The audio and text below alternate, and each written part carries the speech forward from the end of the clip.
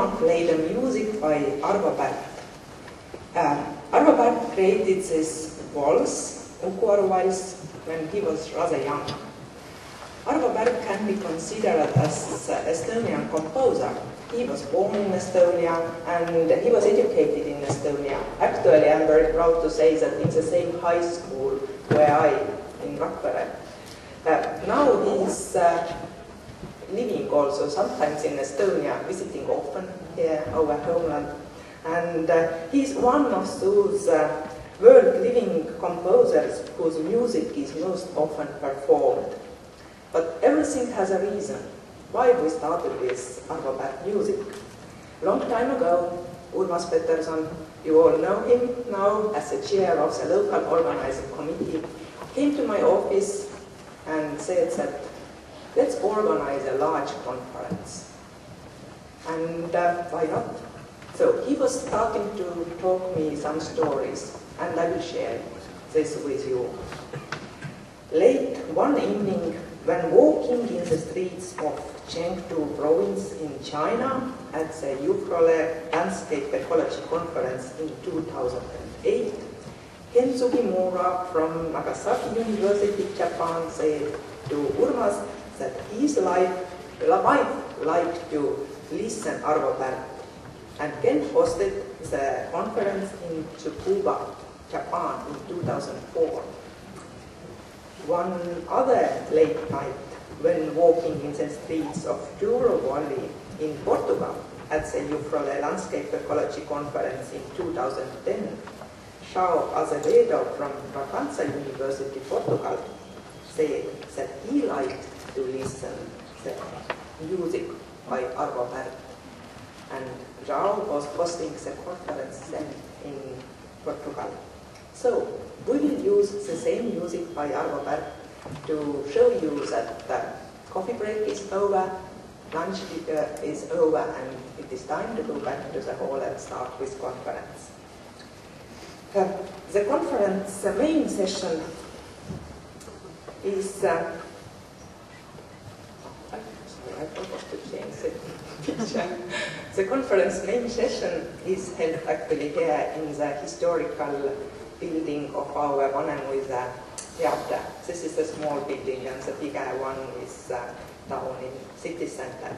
But the main part of the sessions and all 12 parallel meetings will be held in the campus of Estonian University of Life Sciences. During the conference, we host 2,000 guests from 30 countries, of course from Estonia, but also other countries from Europe, from North and Southern America, from China. We have divided the sessions so that you all will get can be able to take part of the interesting sessions that are called to your topics. And the names of the rooms where these sessions are held are called according to the very famous scientists who have studied and worked in Tartu University. Struve, he was a very famous astronomer from Long Dynasty. And he entered to the University of Tartu where he first studied philology. But then he started to study astronomy. And he was the person who really measured the first time in human history the distance from the Earth to the star. So he created real dimension to our universe. He became a professor here and director of old Tartu Observatory. He was working here more than 20 years and then established the second observatory near St. Petersburg, where he became a director of Pulkova Observatory. But the work of astronomy, what about Estonians are very proud, is continuing nowadays in Tartu Observatory in Tõravere. Struve also initiated the chain of survey triangulation stretching from Hammerfest in Norway to the Black Sea. It goes through 10 countries and over 2,800 kilometers, so-called Struve geodetic arc. And this arc is now in UNESCO list of heritage since 2005. There, he is a Baltic German scientist. He was educated at the University of Tartu, and you maybe saw his statue in the park yesterday where you had a welcome reception. He was a naturalist, biologist, geologist, meteorologist, geographer, but also a founding father of embryology. He was a pioneer in studying biological time.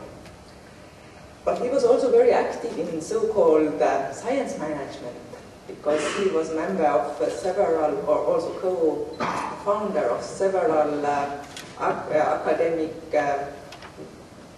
bodies in Russia at that time. But also the term of per law is applied to the proposition that in the northern hemisphere erosion occurs mostly in the right banks, and in the southern hemisphere it is an opposite. So, Nikolai Pirogov, he was a prominent scientist, medical doctor, pedagogue, public figure. He completed his studies at the University of Tartu and received doctorate degree here, but also worked as a professor. But he is also considered to be one of founders of the field surgery, and he was also the first to use anesthetics in the field. He encouraged female volunteers as organized corps in nurses, echoing the efforts made by Florence Nightingale for the British.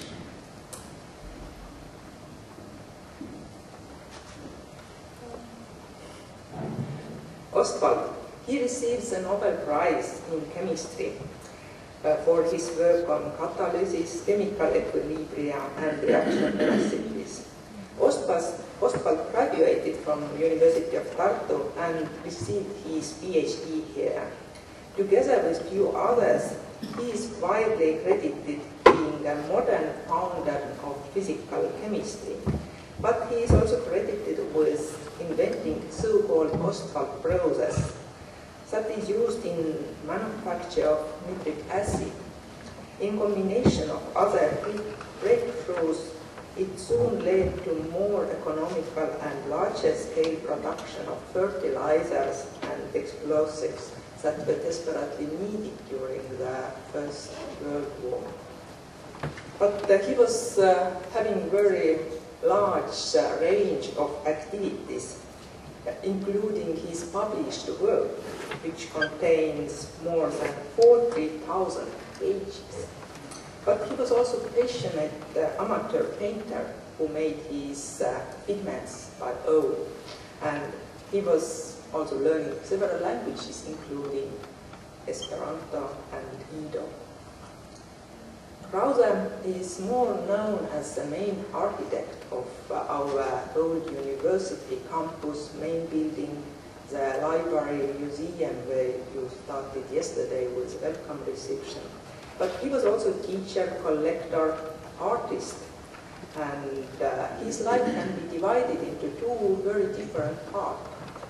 It was in his young years when he graduated in university from Leipzig, but then went to army and fighted in the British Royal Forces against George Washington. When he came back to Europe, he joined the Tartu University, and his main contribution is architecture. He was here as a professor of agriculture and civil engineering for more than 25 years, but his main legacy consists of numeral architectural views and 2007 pages of memoirs. It's very important for scientists to publish. Barrault, George Friedrich Barrault, he studied physics and mathematics in Stuttgart. He was extraordinarily active, and he was also a very impressive person, so he became friend of Russian Emperor Alexander I, who really read established the university in Tartu, and this was the only German language and Bulgarian university in Russian Empire. His son, Friedrich Varro, was also professor in Tartu University, professor of physics, and later also rector of university. But he was also a pioneer of scientific mountaineering. He went together with some students and Armenian writer and public figure Khachaturian Abovyan to the Mount Ararat, that is more than 5 times a meter high mountain. And he was the first one who tested barometer to measure the height of the mountain and the difference with sea level. So I really hope that these ideas of inspiring people will give you a lot of energy and wish to learn during the conference and share your own ideas and your own spirit with your colleagues. Now, when I have introduced the venue of the conference, I declare on behalf of local organizing committee the Jufrole Landscape Ecology Working Group Biannual Conference open.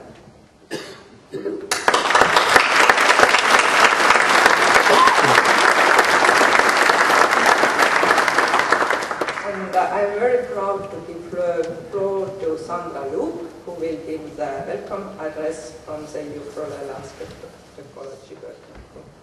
Thank you, Anne. Thank you for this lovely introductory address.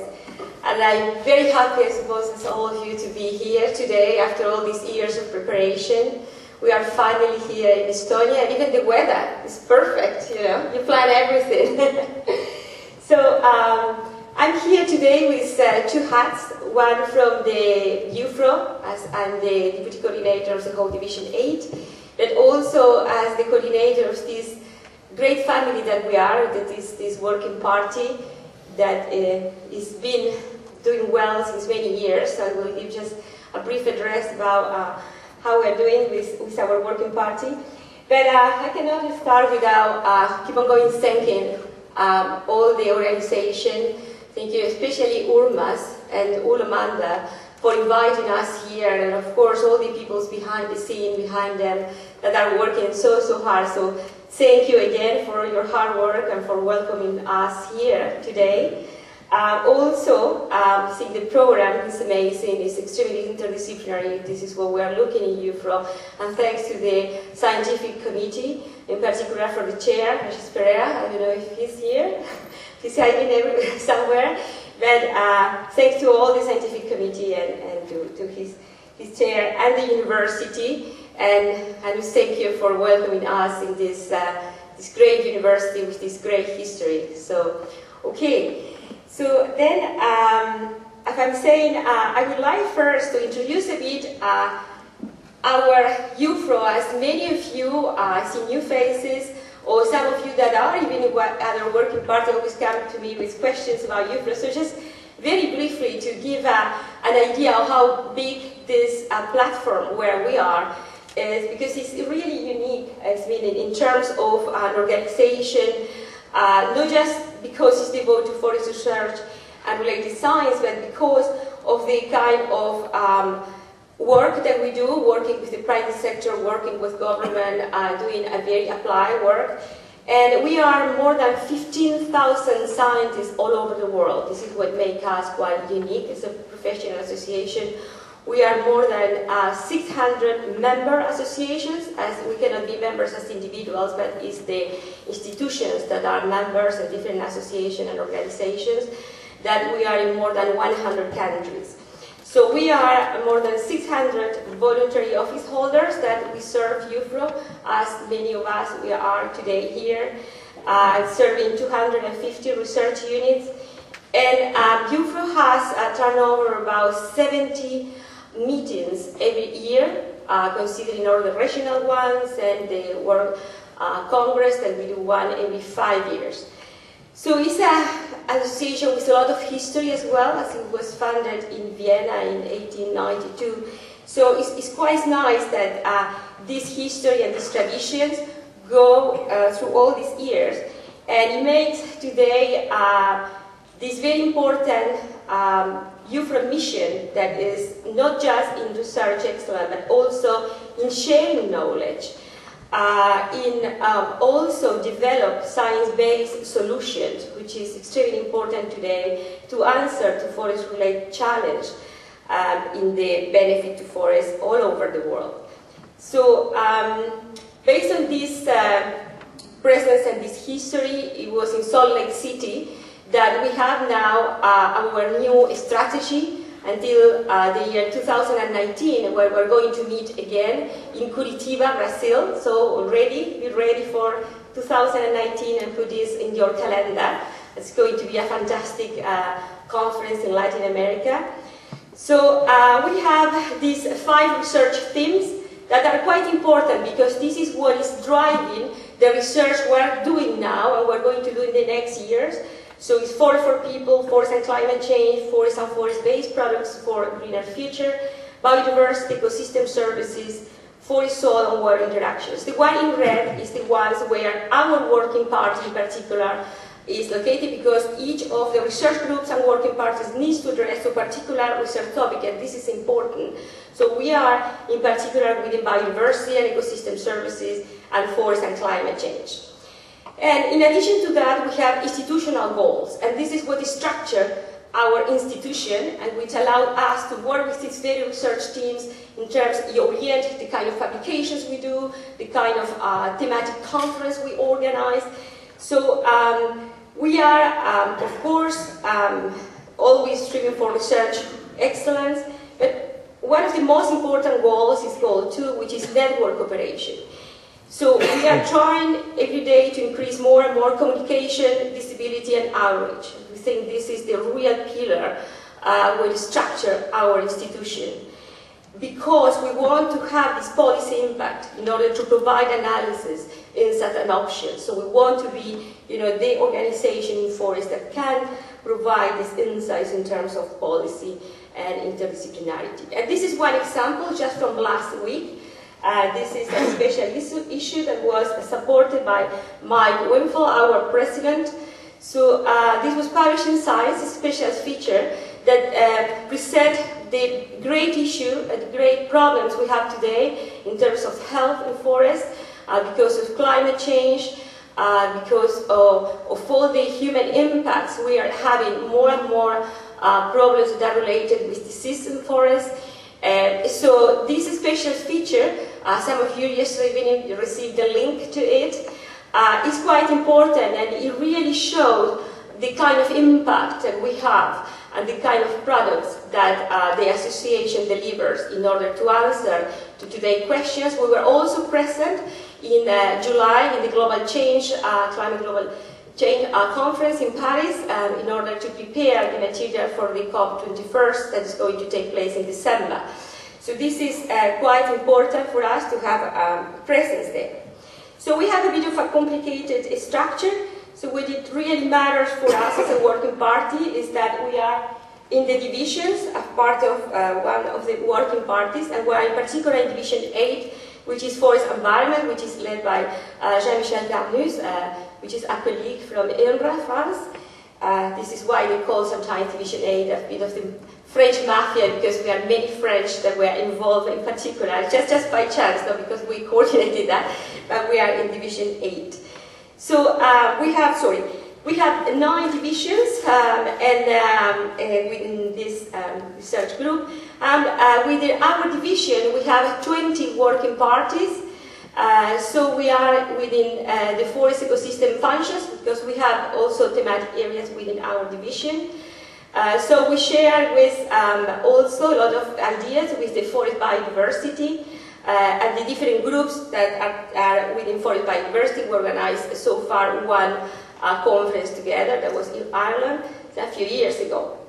Another important issue now that we have is the task forces. This is the second round of task forces we're having in UFRO, and there's a particular one that we subscribe as well as a working party that is led by Hervé Jactel from France as well. So he's leading this task force on forest biodiversity and ecosystem services. These task forces are quite important because they are transversal. So the idea is to make all the different working parties to work together, even from different divisions, because so far we were working with working parties within the same division. So here the challenge is that we are going to work with Forest for People as an example for Division 4. So we are going to start working and collaborating with the different divisions. So this, I think, is a great mechanism to collaborate and to work. So now, going back to our working group in Division 8, we are back here again since 2012. It was the last time we were all together in Concepcion, Chile. Some of us, we were together last year in Salt Lake City in the different sessions we organized as a working party. So it's quite nice to be here today. For this working party that was created in 1991, and we have already 3 coordinators. I have the great responsibility to lead this group since 2013, since Chile. But before me was like fantastic people that started this, like Thomas Grau, Ji-Wan Chen. But I'm not going to tell any more because Ji-Wan is going to provide a whole history of this working party in our dinner. So he is going to give a plenary about the whole history and all the different highlights of our working party. So I want to thank Rosina Solar, which is our communication officer, that prepare this resume of how our group is doing. So since 2013, we have 14% more, so we have 21 members more. So we continue with our mailing list, which is quite important, and we have now 650 members that come from very different countries. I must say that our whole still is Africa. We should be more active, to be able to get more members in Africa. Otherwise, in Asia, Southeast Asia in particular, and Latin America, we're doing very, very well, on top, of course, of Europe and North America. So the other important issue is that we have not just university and research centers, but we have non-governmental organizations and government. 5% of our members come from government, which make it quite nice for implementation. We are strengthening our synergy with other networks, so we have the chair of the Ecosystem Service Partnership that's going to give our first keynote today. So I'm quite pleased that he is here today, and we're trying to get more synergy with that fantastic network on ecosystem services. We are working also with the European Land Institute, with Christine First, that is somewhere, and now she's also the president of the International Association of Landscape Ecology, where we do have as well a lot of exchange.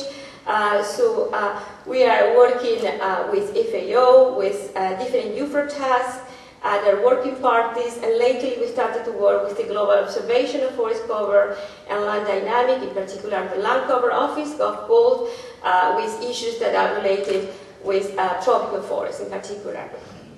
So, our mission, as it's been for the last year, is, as a working party, is to work in order to bridge the gap between the theory of landscape ecology and the application to manage forest resources. So we are quite interested in a holistic view of management. So our concept of forest landscape is not just trees, as it's happening in some of the working parties, but is to see this holistic vision towards not just adaptive forest management, but also to consider trade-off and look at the landscape that provide a living society together with the people living in the forest. This is quite important because in Salt Lake City this was the big message. I mean, we are moving from the plot level to the landscape level, and more solutions are coming for this broad perspective of the landscape level. So it's important to improve policy and forest management strategies in order to get a much better balance between the competing demands we're having for forest goods and services. But one necessary condition to reach these goals is interdisciplinarity knowledge of the drivers of changes in the management of forest landscapes. So we also need very good methods, in particular especially explicit methods, in order to answer to this challenge, to integrate political and socioeconomic processes into these existing decision support systems. So this is quite important for us to keep on going. And another important task for all of us, and we were doing so far pretty well, is to improve our presence in the media and publications. As a working party, we have a good record of publications.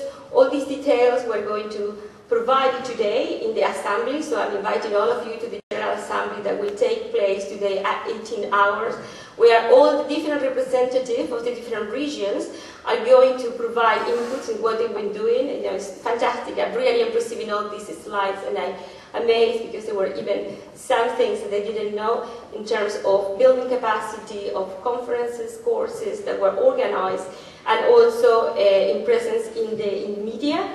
But I invite everybody to use the new platform of UFRO, which is pretty good, in order to write research letters of what is going in your particular area of what you are doing. So this is quite important to use much more, and to also post things in our Facebook sites and the different social media that we are using. So just to finish, after just highlighting here the last 4 conferences that we have, the one in Loco Rotondo, Bari, Italy, the one in Chengdu, China, the one in Braganza, Portugal, the last one I mentioned in Concepcion, Chile, and all the ones we had before, the Chihuahua was mentioned in the... So we are today in Estonia, Tartu. We're quite pleased to be here. So again, thanks for this fantastic organization, and I would like to remind you to come to the assembly this evening to learn more about the Working Party, and I'm welcoming Urmas to come now and tell us more about Estonia, and in particular Tartu. Thank you, Urmas, again, and thanks to all the organization.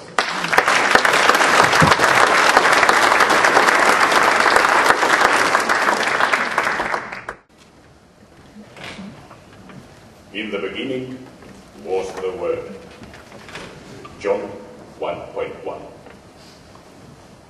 In the beginning was the Word. Urmas, why not in Estonia? These words were said by Raffaele La Fortezza at the foot of Golden Buddha in Chengdu conference in 208. Raffaele is with the University of Bari, Italy. He is not with us at the moment. We asked Giovanni Sanesi from University of Bari to forward our greetings to Raffaele. And please tell him that we are gathered here in Tartu, in Estonia, because of his words once said in Chengdu province in China at the foot of Golden Buddha.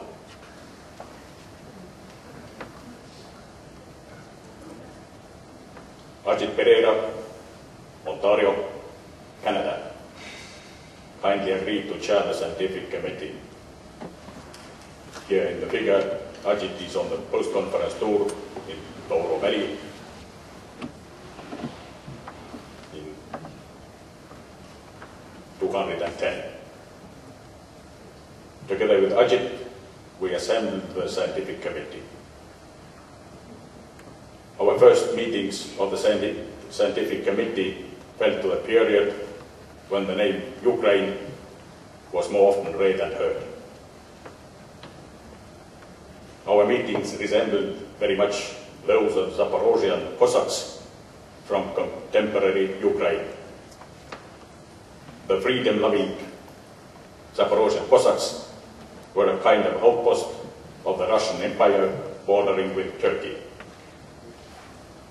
The atmosphere at our scientific committee meetings is quite vividly depicted in the painting of a famous Russian realist painter, Ilya Repin. The painting is titled Reply of the Zaporozhian Cossacks to Sultan Mehmed IV of the Ottoman Empire It is worth noting that Russian Emperor Alexander III bought the painting for, at the time, the greatest sum ever paid for a Russian painting. Ilya Repin painted this for more than 10 years, from 1880 till 1891. Ajit and I recognized in the painting our scientific committee in a body. Ajit, our chair, can also be recognized.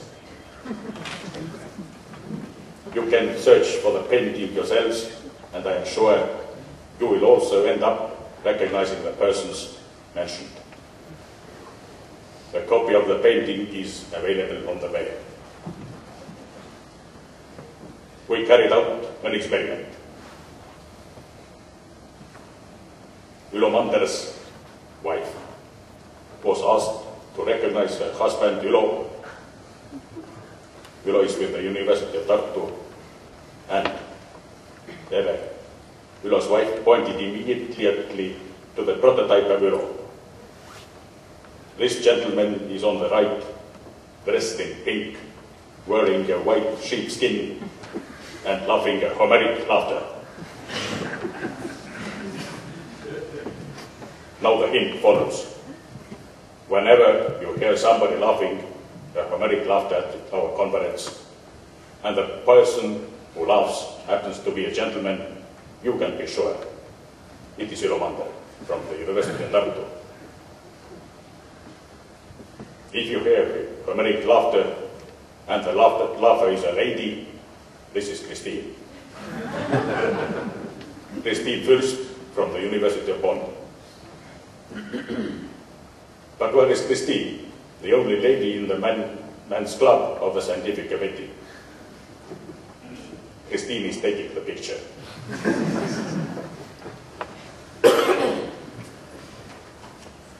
To Tartu, to Estonia. I showed this table yesterday when we had the walking tour on the Cathedral Hill, and I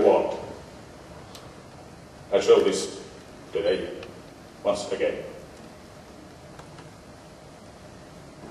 The name Tartu is derived from an ancient name, Tarbatu. Tarbatu is after Aurochs. Auroch is a ground extinct wild ox that inhabited Europe, Asia, Northern America. And it is the ancestor of domestic cattle. The species survived in Europe, and it is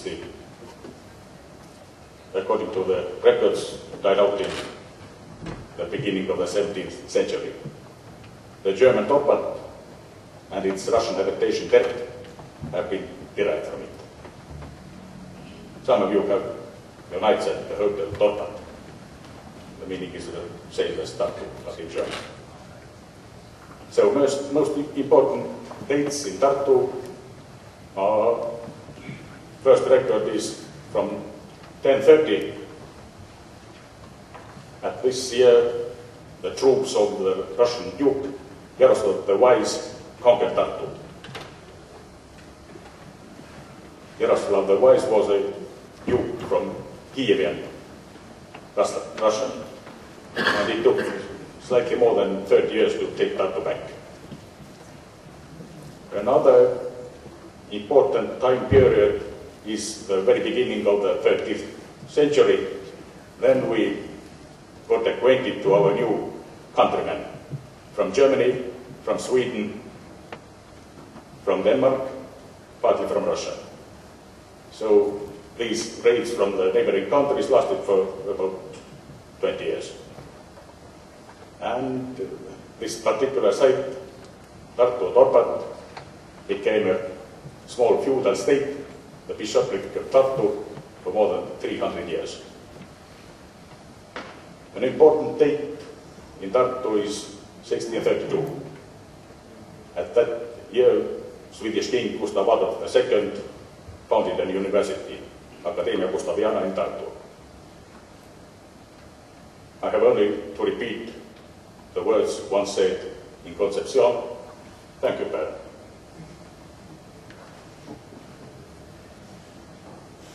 Then followed the Great Northern War, and Russian troops led by Tsar Peter conquered Tartu in 704.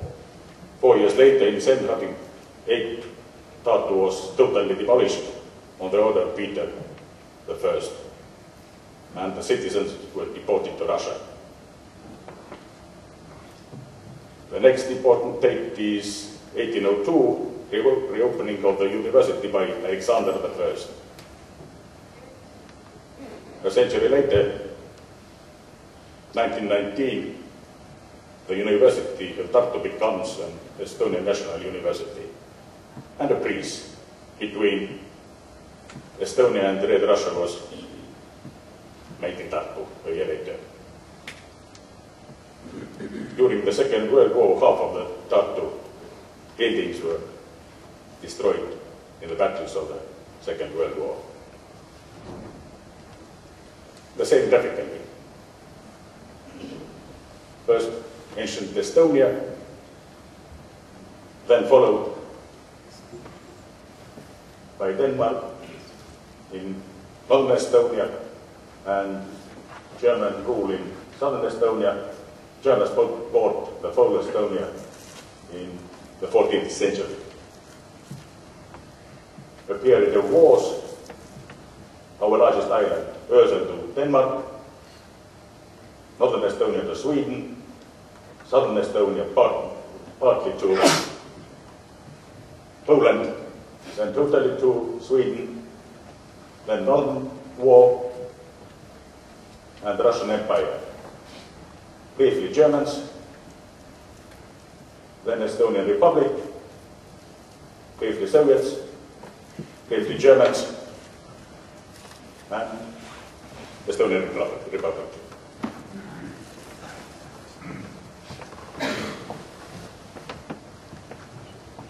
Yesterday, Guillermo, Argentina, told me that he has the record up to the year 2400.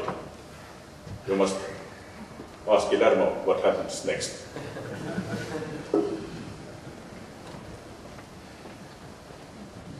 Political understanding where we are. Also sometimes referred to the concept of Baltoscandia.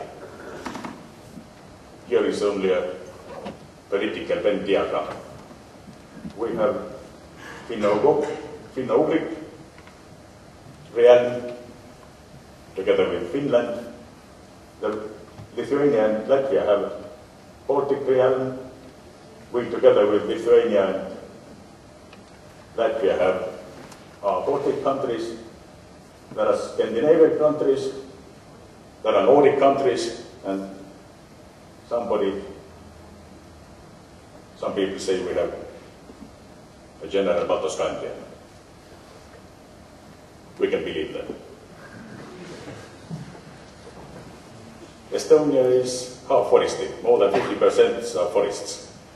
And particularly forested are the northeastern part of Estonia and the second largest island, Hiiumaa. There is a remarkable slanting belt from the northern coast to the southern border, forests and swamps, Estonia Intermedia. And to the east lies the so-called Upper Estonia that was never flooded by Baltic Sea stages. We are confined in our field trips to the Upper Estonia, and to the west lies Lower Estonia that was at least partly submerged under different stages of Baltic Sea. At the field trip that follows our conference will cross this slanting Estonia Intermedia. We inspect the Lower Estonia and inspect the most forested island, Hiiumaa. Join us in the inspection. This we can see. And the last slide connects the Tartu conference to the last conference in Concepcion, Chile. The slide was also shown there. Please use the monument on the town hall square as an example and practice to be in a good shape at the conference. This example is useful for those who want to learn all the details and do not yet know them, and also useful for those who do not remember exactly how it was. Please use the coffee breaks.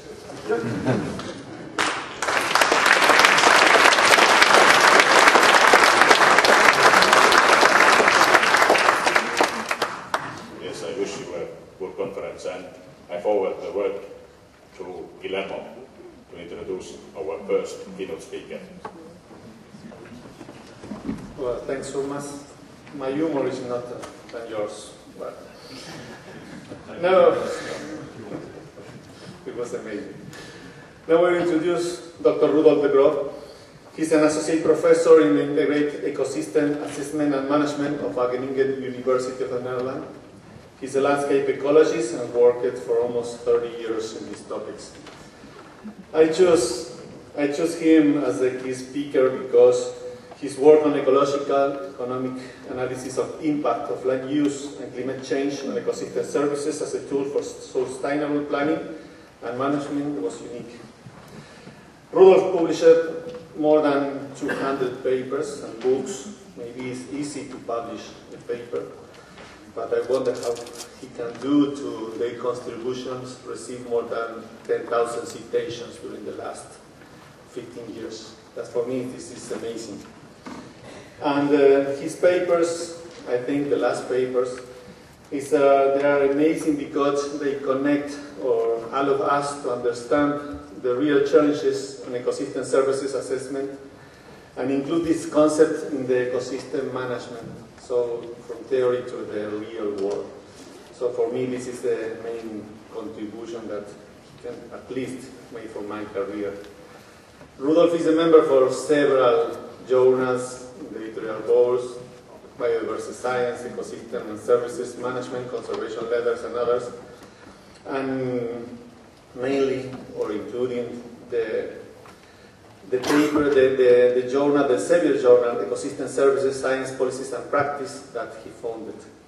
Also, he participates in several initiatives as the steering committee for the UNEP International Research Panel and the chair of Ecosystem Services Partnership.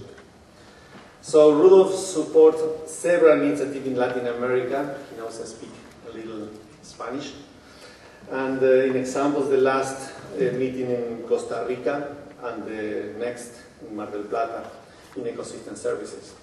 So maybe Rudolf wants to support our next initiative. So I'm glad to have the chance to introduce him, and please give a round of applause to Rudolf de Groot.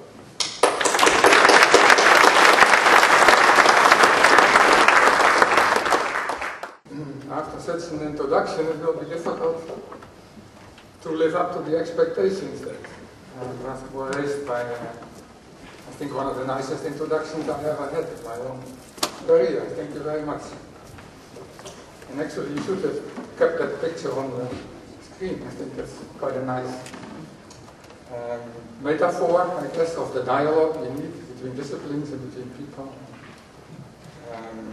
But maybe it's a bit distracting as well. So, also, the previous speakers have talked quite a bit about history, which made me think, well, first of all, let me thank you for inviting me to share some of my work on ecosystem services, and also to organize a conference with ecosystem services as the main theme, and thinking about the historic context. A conference like this would not have been possible about 30 years ago when I started my own work on this subject.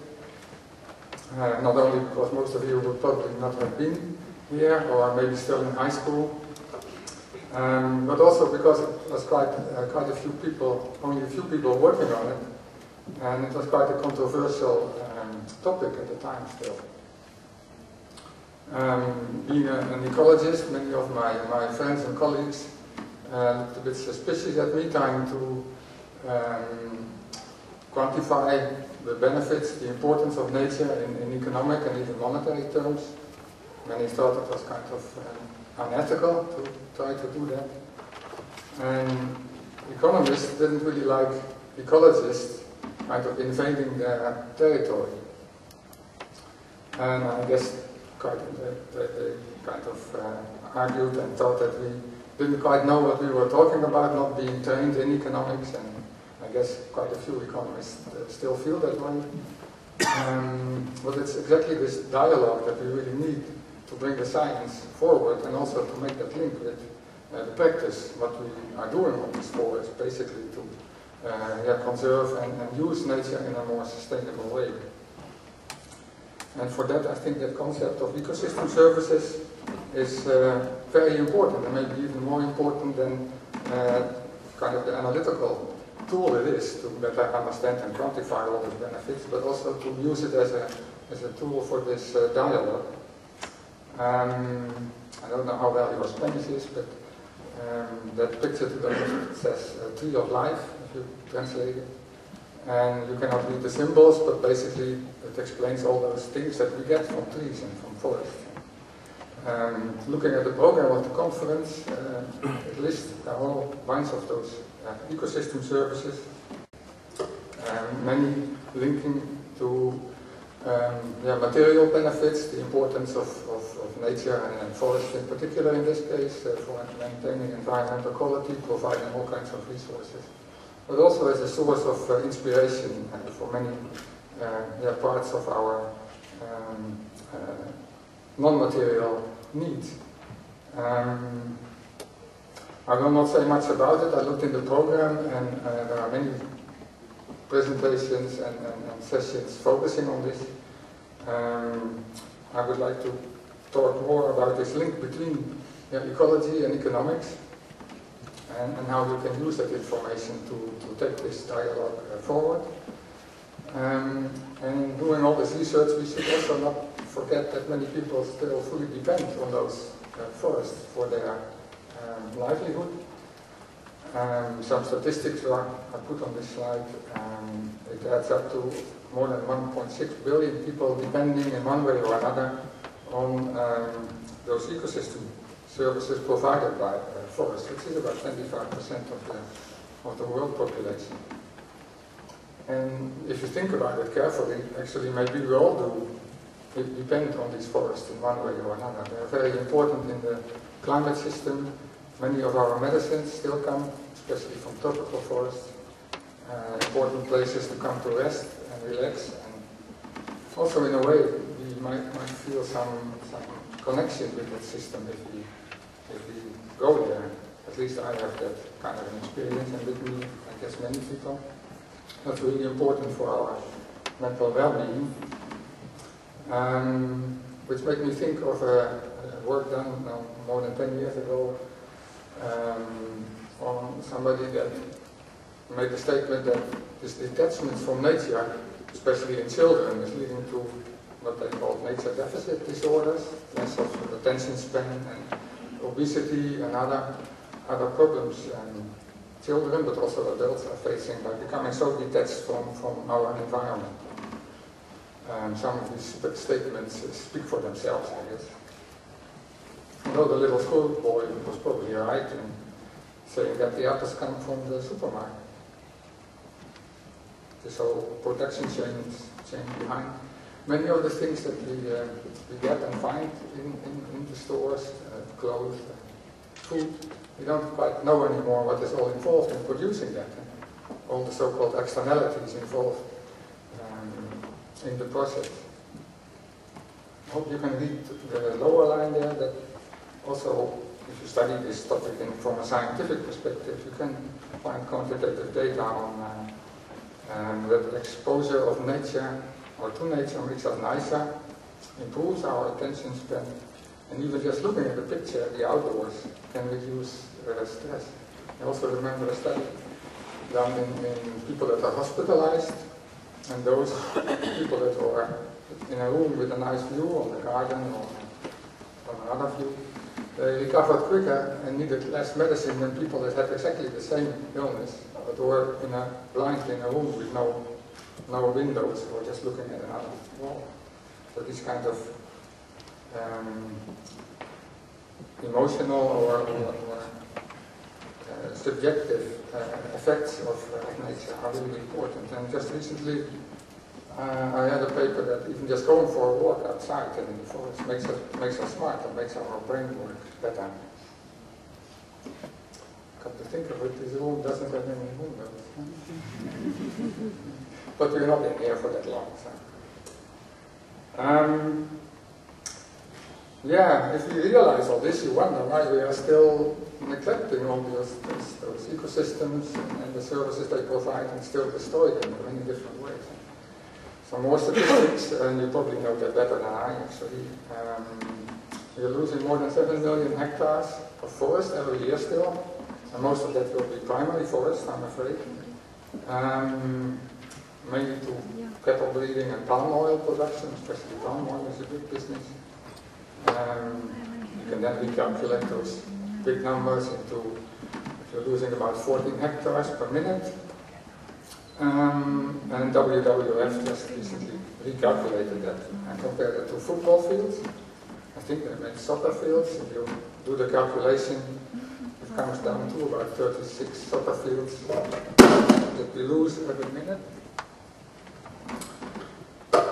So just in the time that I needed to explain this slide, we lost again about 100 soccer fields surface of forest.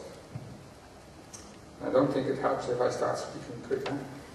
We still continue to lose those ecosystems, which is a big tragedy, I think. It's also a bit stupid in many different ways. And it's also costing a lot of money. Because of all the services that they provide, and by destroying the ecosystem, we lose those services, and with them causing all kinds of problems like water pollution, flooding, air pollution, crop loss, erosion, and so on. Now more than 10 years ago, but I think those figures are still quite valid, and actually the numbers are only going up.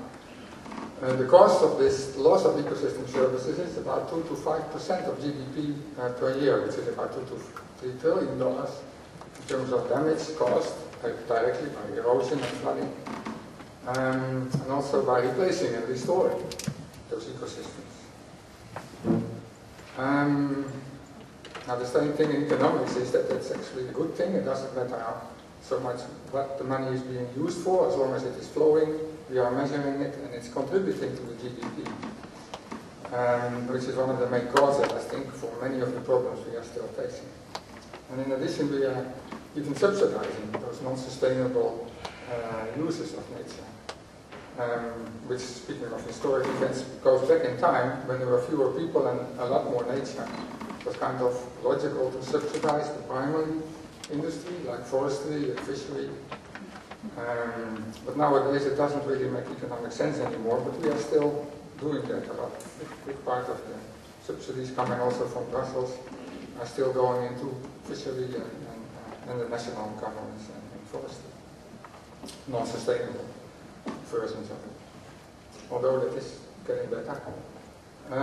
Partly because of these kind of studies. I'm sure you heard about the Millennium Ecosystem Assessment. It started in 2000.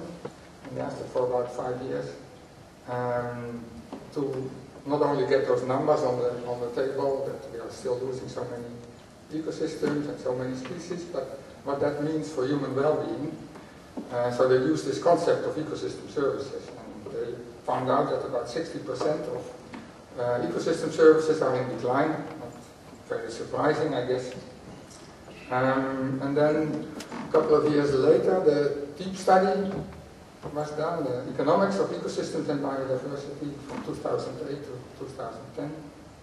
And they put a monetary value, at least on part of the loss of those ecosystem services. And maybe you remember the Science article where they calculated $3 trillion in 2002, and you could say that about 10 years later that number went up to more than $7 trillion, or about 13% of GDP.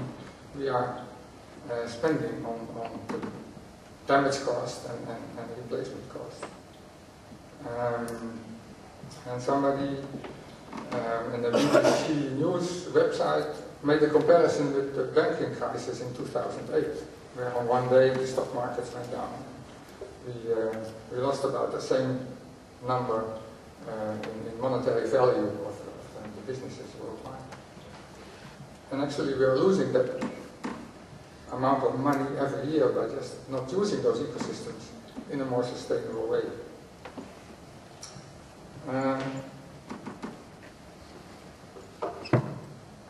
Those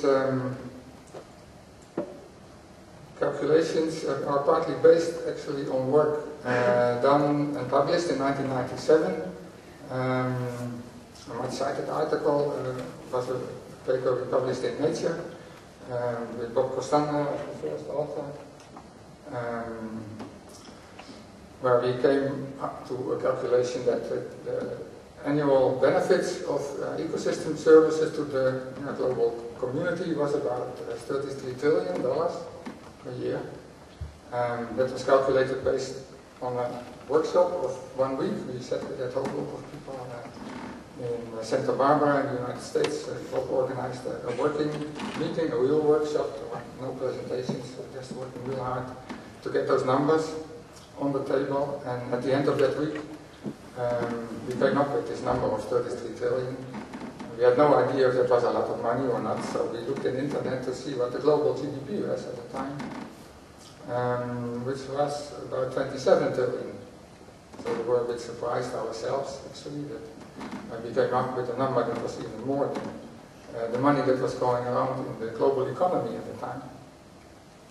But the explanation is quite simple, because most of those values are not accounted for in market values. Most of them are so-called shadow prices, replacement and damage costs. You cannot see this table, but I put the two numbers that came out of these global assessments, which was recently updated in 2014. For temperate forests, the average benefits of the total bundle of ecosystem services is about $3,000 per hectare per year. And for tropical forests, a little bit more than 5,000. Which is actually comparable to cropland benefits, but they're all, of course, well, if you use these numbers, then the cost of ecosystem loss would be somewhere between $4 and $20 trillion. Now, there are lots of assumptions behind these numbers, of course, and lots of uncertainties. But the main purpose of putting these numbers up is actually this dialogue that I mentioned earlier.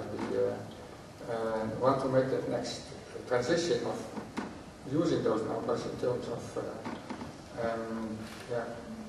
making policymakers and practitioners more aware of the benefits of using those ecosystems in a more sustainable way. So if you look at the total number of the publications that were came out using the term ecosystem services in the title and the abstract, which was done by Marian Kotchin and Roy Heinz-Young.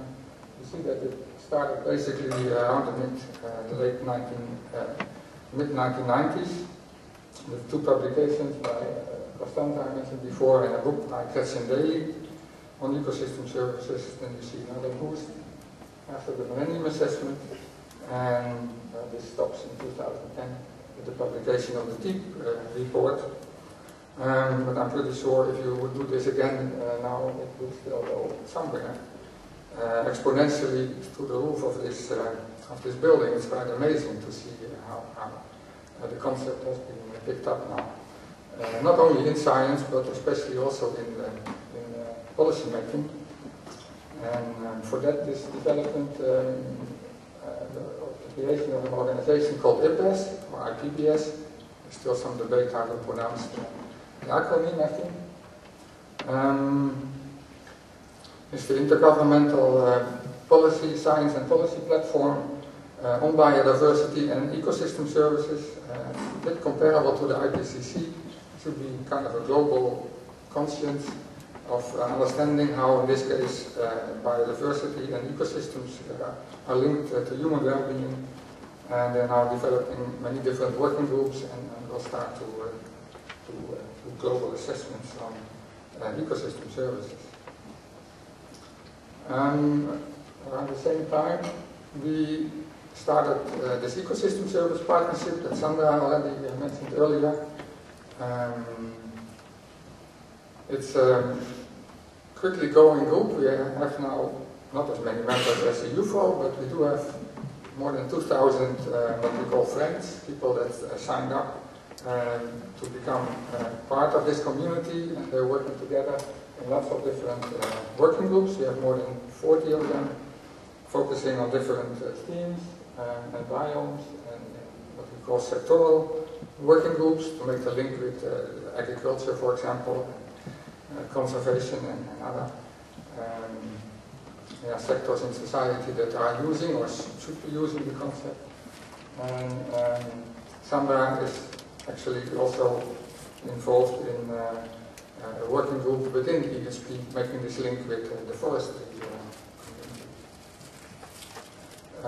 The thematic working groups, we have 12 of them, and you could also argue that those are still some of the challenges that we are facing in doing the science and practice on ecosystem services. I will not go through all of them.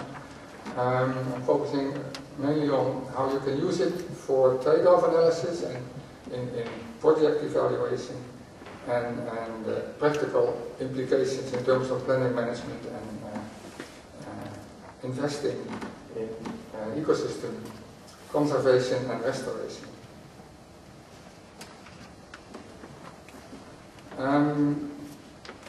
One of the main reasons why this non-sustainable use of ecosystems is still continuing is that we are not making honest or complete cost-benefit analysis. When we have a primary forest or a grassland, we're not really aware of all the benefits of that pristine system, so we are often converting it to extensive use, to intensive use, and at some point even abandoning the system. And in the process, we lose all those functions of the system. We go from a multifunctional to a monofunctional system.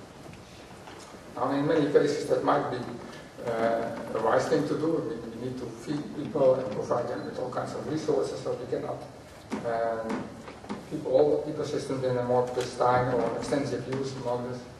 But if you make that decision, be honest about all the trade-offs involved in going from the natural system to an oil palm plantation or other energy crop system. So we need to understand, first of all, the ecology of the system in providing all those different ecosystem services. By the way, this is a picture taken in South Africa, a biosphere reserve with quite unique vegetation. And this is not a Photoshop picture, but what happened here is to the right-hand side, people are having goats running around and catching them out and selling them. And there is a fence in the middle, and here you can see the difference the difference it makes to just use one of those or overuse one of the services of the system, in this case the grazing possibilities. If you want to make a better decision on how you can use that ecosystem for more general human well-being, you need to be aware of all those functions and underlying processes that provide those services and all the interactions between them as the basis for doing this more economic analysis of balancing usually the private benefits of monofunctional use to the public costs of losing your original ecosystem, which is mainly the dilemma behind most of those non-sustainable land use decisions. And one or two stakeholders are usually getting the benefits, and the costs are burdened upon a diffuse group of other stakeholders that are benefiting from the habitat services, the climate control, air quality, and so on. I have no time to go in any detail here, but there are basically three ways of calculating that monetary value. You can look in the market, what you could get for your products that come from your ecosystem. More importantly, I think, in terms of ecosystem services, is to be aware of those shadow prices, as they call it. For example, replacement costs. Often we take many of those ecosystem services for granted, like pollination, and we only realize their real value after they are gone. Somebody, one of my students actually, after doing field work in an area at the border between China and Nepal, found this picture in a local newspaper where they had this problem already for many years, that the natural pollinators were gone after using too many pesticides maybe, and they found out that about 20 to 25 people were doing the work of 2 bee colonies in order to pollinate the bees in springtime. If you would have to pay for this, that would cost you about $190 billion in terms of free services provided by those bees. So, in your decision-making process, if you want to maintain the habitat of the bee, this is something to keep in mind. A way to calculate the economic value of those habitats. And you can use lots of other examples of avoided damage cost and replacement cost calculations. For example, after the big tsunami in 2004, they calculated that those coastlines that were still protected by natural habitat, like coral reefs and mangrove systems, were damaged, had less damage than those coastlines that were developed where those natural systems were gone. You can also calculate what it would cost to replace those natural systems, like for a coral reef. It would cost you about $10 million per stretching kilometer to replace that system. And actually that is happening in many parts of the world where they have been lost. People are building concrete walls in front of the coastline to protect them from erosion. And even if you could argue that it's probably more effective to have the natural system do that, the concrete wall, of course, doesn't have all those other ecosystem services that the coral reef has. So this is really a very important way of calculating those economic values of ecosystems, or monetary values. And thirdly, you can just ask people what they will be willing to pay for protecting forests, natural forests, or in this case, an example from protecting whales. Using this mix of valuation methods and studies, you can calculate the average value for the main ecosystems on this planet, grasslands, woodlands, temperate forests, and so on. And you can see that this is a log scale here. It goes from $10 per hectare per year to almost $1 million per hectare per year, which is easily explained with the coral reef example. You have coral reefs that are way out in the open sea, nobody's really going there. There might be some carbon sequestration, but not that much. Up to coral reefs in the Caribbean, where hundreds and thousands of people are going every year for recreation. It has a very important coastal protection service and many other benefits.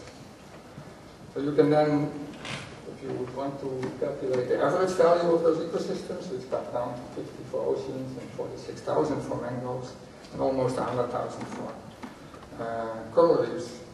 Again, you have to be really careful with those average numbers. Just as there are no average people, there are also no average ecosystems. So you would have to do these kind of studies in any decision-making situation, starting from scratch actually, try to get original local data at that point in time. But that is usually not possible in decision-making situations. So for that, setting up these databases, which is one of the things that we are doing with the partnership also, is really important. So at least you have some feeling of the order of magnitude of the economic benefits of those systems. And another important lesson learned from these kind of meta-analysis is that only about 20 to 30% of the value of those ecosystems is now recognized in the market. Most of it is just seen as externalities and not taken into account. As big as those numbers look like, how am I doing time-wise? Actually, there is no clock in the room. Gives me a chance to take a sip of water.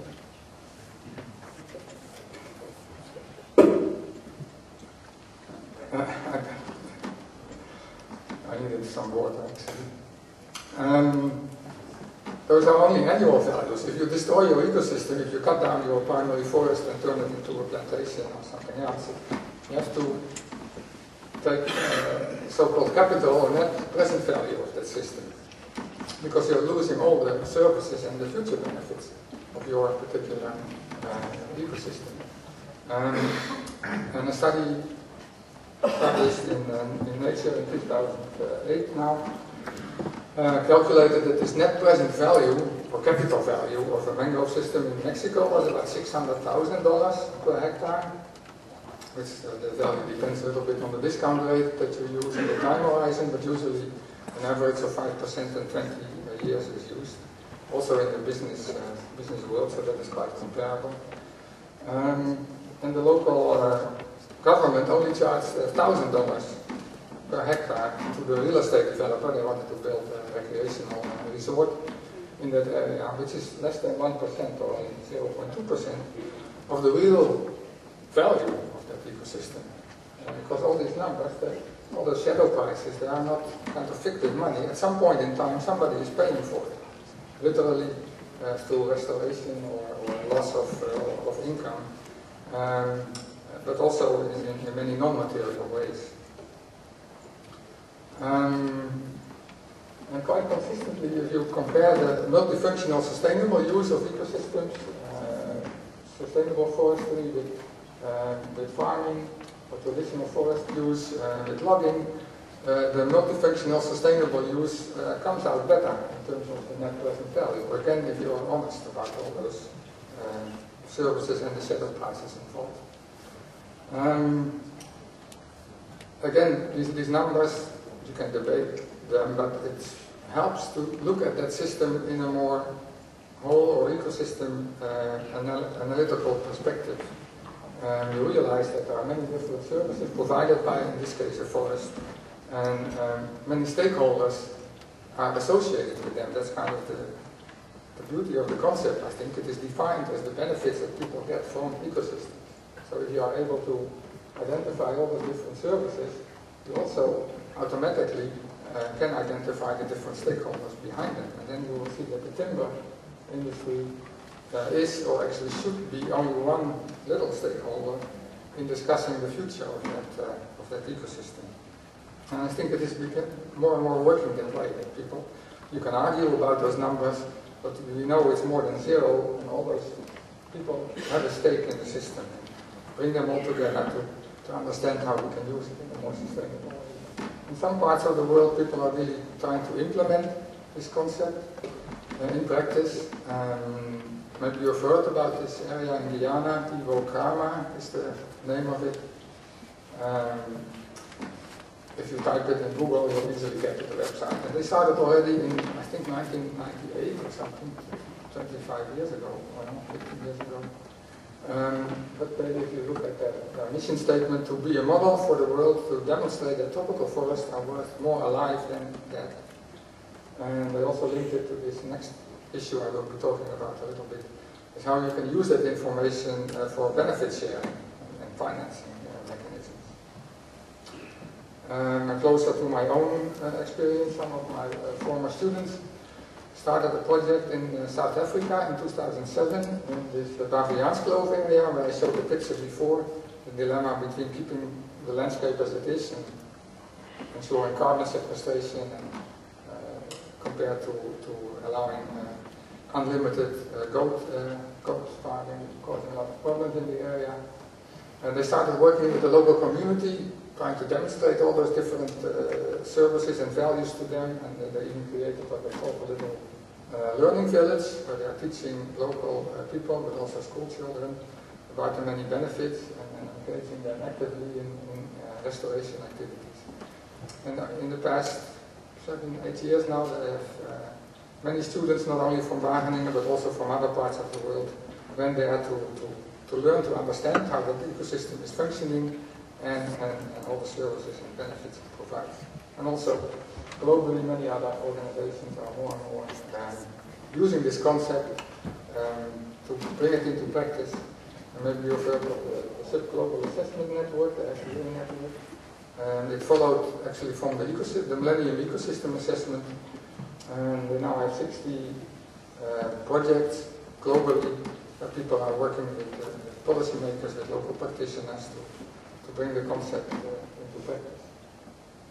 And we try to provide easy access to all those examples of people working with the concept to our website. We have a section with these kind of case studies and ongoing projects. I only have 8 more minutes, I understand, so I want to go to the last question. Why is it actually so difficult to implement this if it seems so logical? Not only economically, but also for many other reasons. Well, I mentioned one issue already. There are many shortcomings in neoclassical economic theory. If you study economics now, you still get taught those paradigms, those concepts of 150 years ago. And this is a statement made by Tavan Sukta, who was the study leader actually of the deep study. And especially coming from him, he was a banker working for the Deutsche Bank and was freed from his job for a couple of years to lead the deep study. And he made this statement, which I thought was quite powerful coming from him. And here are some of the shortcomings, I would call, outdated economics, which is causing many of these problems. And we still see more than 75% of the services being free. We neglect most of the externalities, and if we do include them, they even add to the GDP for a mysterious reason. We still subsidize it, and now many wrong assumptions. Another issue is still lack of awareness. We try to communicate this, like meetings like this. Well, you know most of this already, but many other people do learn something new. And it helps to avoid making this mistake. And mostly, I mentioned earlier, we only realize those values after the system is gone. And often it's not so easy or even impossible to get it back. I assume actually the presentation will be made available to all of you somehow, so if not, you can type this website or write it down real quick, because it's a cute little video of only 2 minutes, I think, showing how you can make these kind of calculations. Another important reason is, of course, what they call economics opportunity cost. There's a lot of pressure on the systems for oil palm production or any other so-called more higher value uses of the land, which I think is usually not the case if you're honest, but still. And yeah, cost is something that people are allergic about. I mean, if something costs money, we want to reduce the cost as much as possible. This discussion is also going on, for example, in Europe about the Natura 2000 network, which costs some money, $6 billion euro per year. It sounds like a lot of money, but if you look at the per hectare value, it's actually not that much, only about $60 per hectare per year to restore and maintain those natural systems, and formalin sites, it's even much less. And again, we have to be aware of all the benefits we get from restoring ecosystems.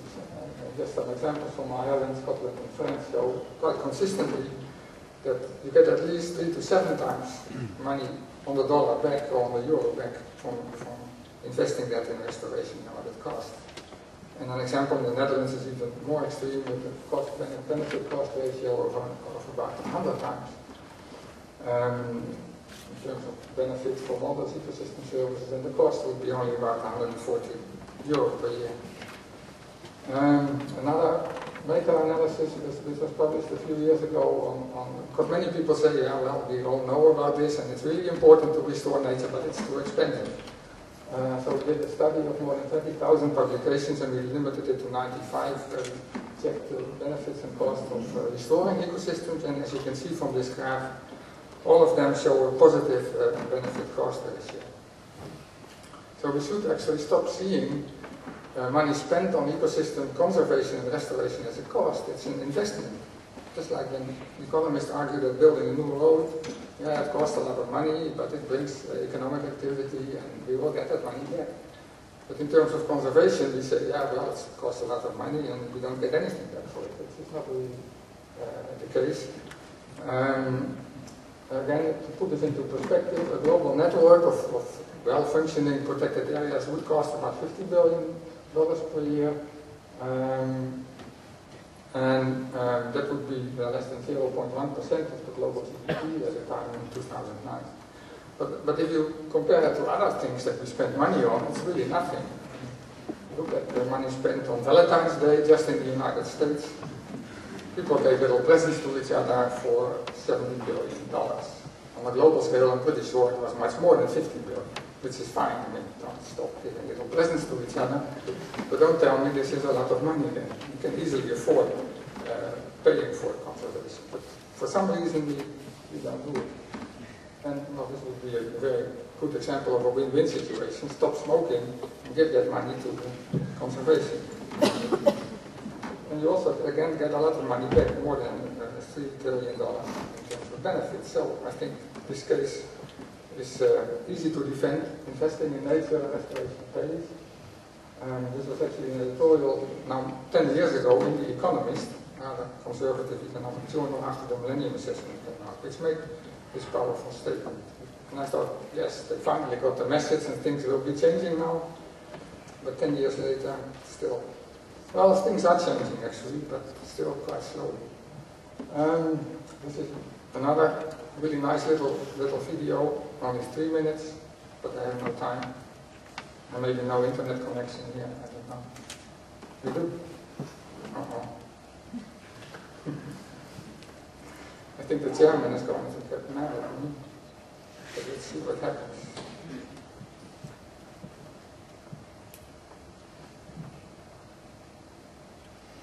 I'm taking away a little bit of time of your coffee break. Oh, it's not working. It's going too slow. But if you go to this website, just type in Google Natural Capital Coalition. Like the name says, it's a coalition of dozens of multinational companies actually who are really serious about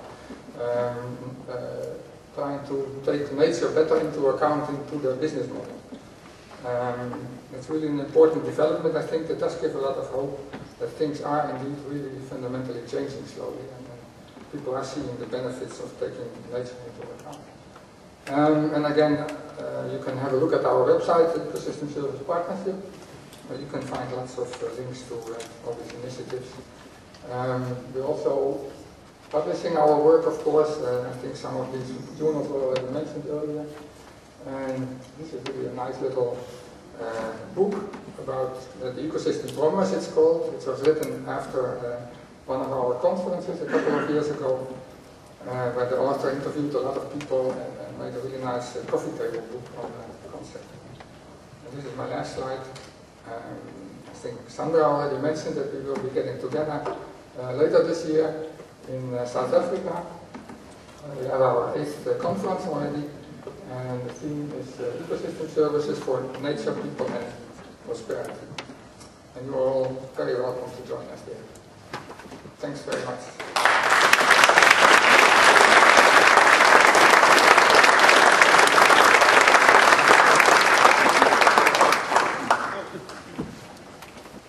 Time for questions or any comments?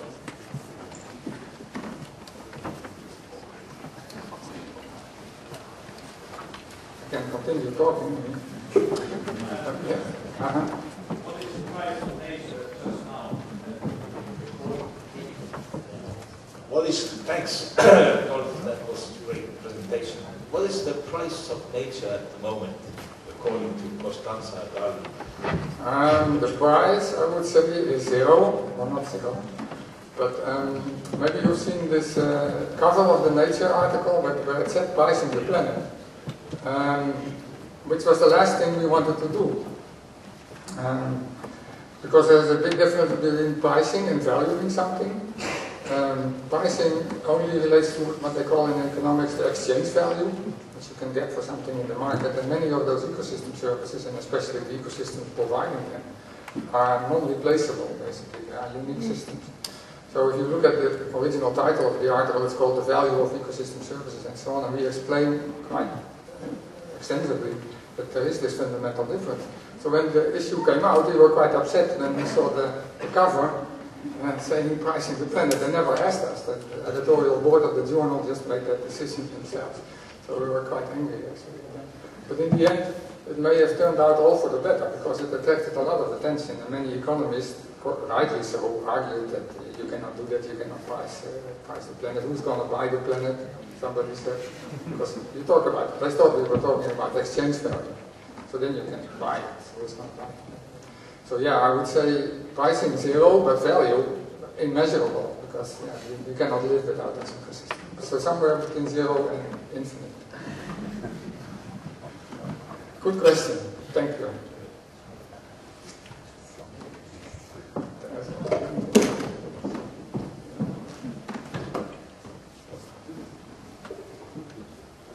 As long as you don't tell me to step down, I stay up here. Is that okay? Okay, enjoy it. Thank you, Rudolf, for this very much monetary but interesting presentation. As you mentioned, the exchange value now, I got quite caught by that, because when you talk about exchange value and use value, then we are moving actually to a very different economic paradigm. Mm-hmm. You know? When you look at the presentation, you see that the very fundamentals of economics actually based on growth, you know, they has to be challenged, but you are presenting numbers, figures, quantification in very much like neoclassical way, you know. If we think in terms of, let's say, 900 centuries, Stuart Mill already was talking about the stationary statement, you know. Also, Ricardo was afraid of the stationary state in economy. But it seems to be like if we live in a limited planet, finite resources, we should not be pursuing any more growth. But this seems to be still at the very basic of economy. We are not challenging that by quantification. So we should maybe go a little bit deeper in the analysis and taking concepts like exchange value, use value, as a dialectical contradiction. And you know what I'm talking about, the Marxist approach. No? I think it also depends very much how you define growth. I mean, if growth means that we invest in sustainable use of ecosystems in terms of provisioning services, I think that would be, how do you say it, no problem. It is a matter of those not taking account of externalities, which is causing the main problem. If you have, how do you say, growth itself is not the problem. Maybe I shouldn't say this, but I think there's still plenty of space for people on the planet. I know you're all traveling just as much as I am. If you sit in the plane and you look down, you see there is so much space. I think the whole world population would fit easily in the Netherlands. At least if you would all stand up like this, then there would be enough space for everybody. So it is mainly a matter of how we are using the space for production of food and other resources that we need. If we could come to kind of a balanced system in terms of supplying the needs of the people, and at the same time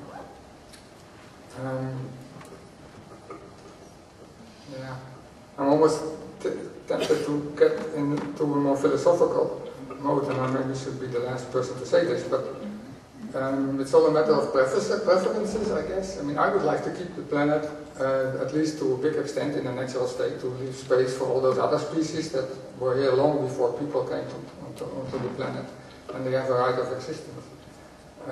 But maybe if you think in time scales of hundreds of thousands of years, people could easily live without many of them.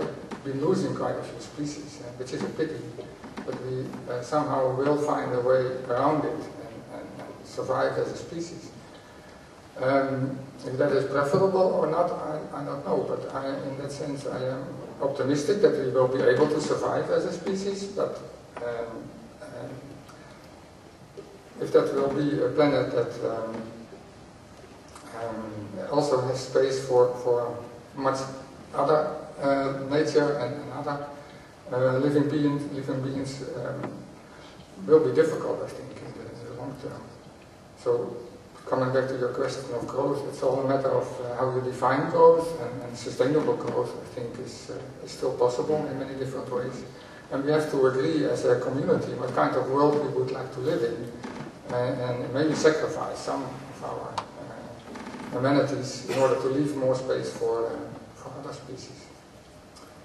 And if you can capture all that by just tweaking around a little bit on definitions and paradigms and monetary valuation methods, I don't think so. It's a fundamental choice that we have to make as a society. But yeah, kind of a mixed answer to your question. I think all kinds of thought comes to mind. I could give a simple answer. I could keep it with growth. It depends how you define it. Growth in education and healthcare. There are so many things that need to grow still to provide a better society. We should stop spending money on how did an economist call it once? Spending. I forgot the term. Means throughput. You know, just spending as much as money. It doesn't matter what you spend it on. And use it for investing in the future, conservation, in education, in healthcare, and other sectors that are so important for human well-being, much more than all the consumption and giving all those little presents. When flying and I'm at the airport, I'm always surprised to see so many jewelry shops and shoe shops. I'm sorry for the women in the audience here. And all the things we don't really need, actually. So we could stop or reduce spending on that and spend that more on what really matters in life. But I'm getting a little bit... It's not even evening yet. Usually you would say these things over a beer and a good glass of wine. But we need coffee now, I think. Yes. Thank you.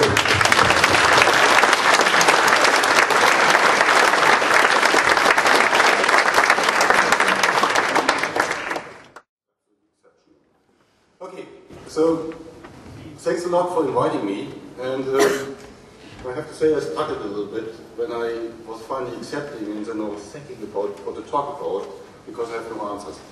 And that's a little bit of my worry in the moment. So if you finally feel puzzled at the end of my talk and don't know what I'm talking about, that's a little bit how I felt about it. So anyhow, I think we all know about atmospheric composition change and sources of greenhouse gases, and a lot of that has to do with forests.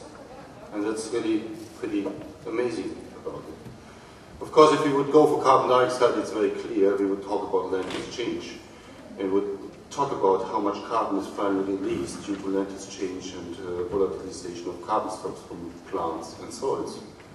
And most of that, 1/3 already, currently is coming from land use change of the CO2.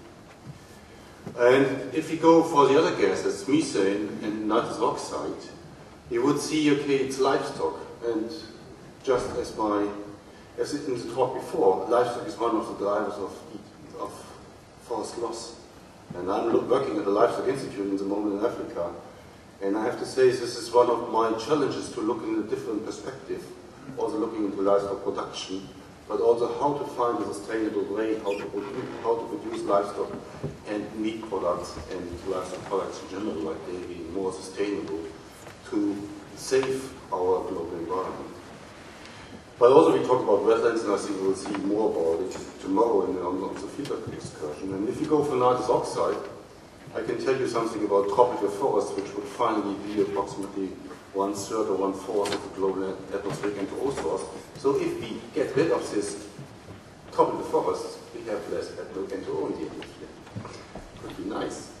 So no, this is just a joke. It has to do, of course, with nitrogen availability and how much nitrous oxide is produced then. So, and of course, forests are also a source for nitrous oxide due to atmospheric nitrogen deposition. So forget about my comment about tropical forests. And the problem we are seeing is we have a lot of climate changes, and that's just a card showing you, on the one hand, observed, modeled without having climate change included, and having climate change included through the different forcing algorithms. It shows you that we see climate change everywhere. And that's, of course, a huge problem, because if we have climate change, we are changing our global environment. And we are not changing our temperature, but most likely we even change, and very much change, our precipitation patterns. And if the world gets warmer, of course we also very quickly and dynamically increase precipitation, and that might be even more important. So, as said, when I was thinking about what to talk about, I came up with a lot of questions. That's only some of them. So what does it mean, finally? Ecosystem services and someone dealing with greenhouse gas emissions. So then I thought, okay, it is, of course, it has to do we get increased plant biomass, carbon stocks? So just thinking about a natural environment and not a managed environment like we are living in. Or will we see mobilization of soil carbon stocks? What are the indications for that? Do we see increased emissions of soil nitrous oxide because, oh, this is microbial process and come to that later and maybe that's important? Or increased soil emission uptake? Or is everything finally affected by changes in landscape hydrology because we have changes in landscape in hydrological patterns?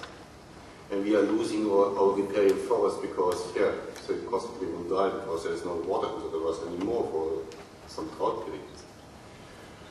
And our precipitation changes overriding temperature changes. And as I said, so I put up a lot of questions and they continue that one. And one are really going more to research part. So how many ecosystems do we need to study to finally understand what global changes mean for ecosystems? And how long do we need to have such observations? And that's the point that we'll come on later to, later on. Because, yeah, a lot of us, we would like to have observations going back for 100 years, like in meteorology at least, and even they're complaining that they only have observation of temperature from 1816 onwards. And if you take ecosystem sciences, which is much more complex, we only have a few years. And then, of course, it's all about the resilience of ecosystems. So how much change it can take before finally a change happens. And, of course, the question itself, and I would have asked this question as well, is change always bad, or can we have opportunities which we should use and use it? Of course. So there's a lot of papers about it. And we can do a literature research and look into it.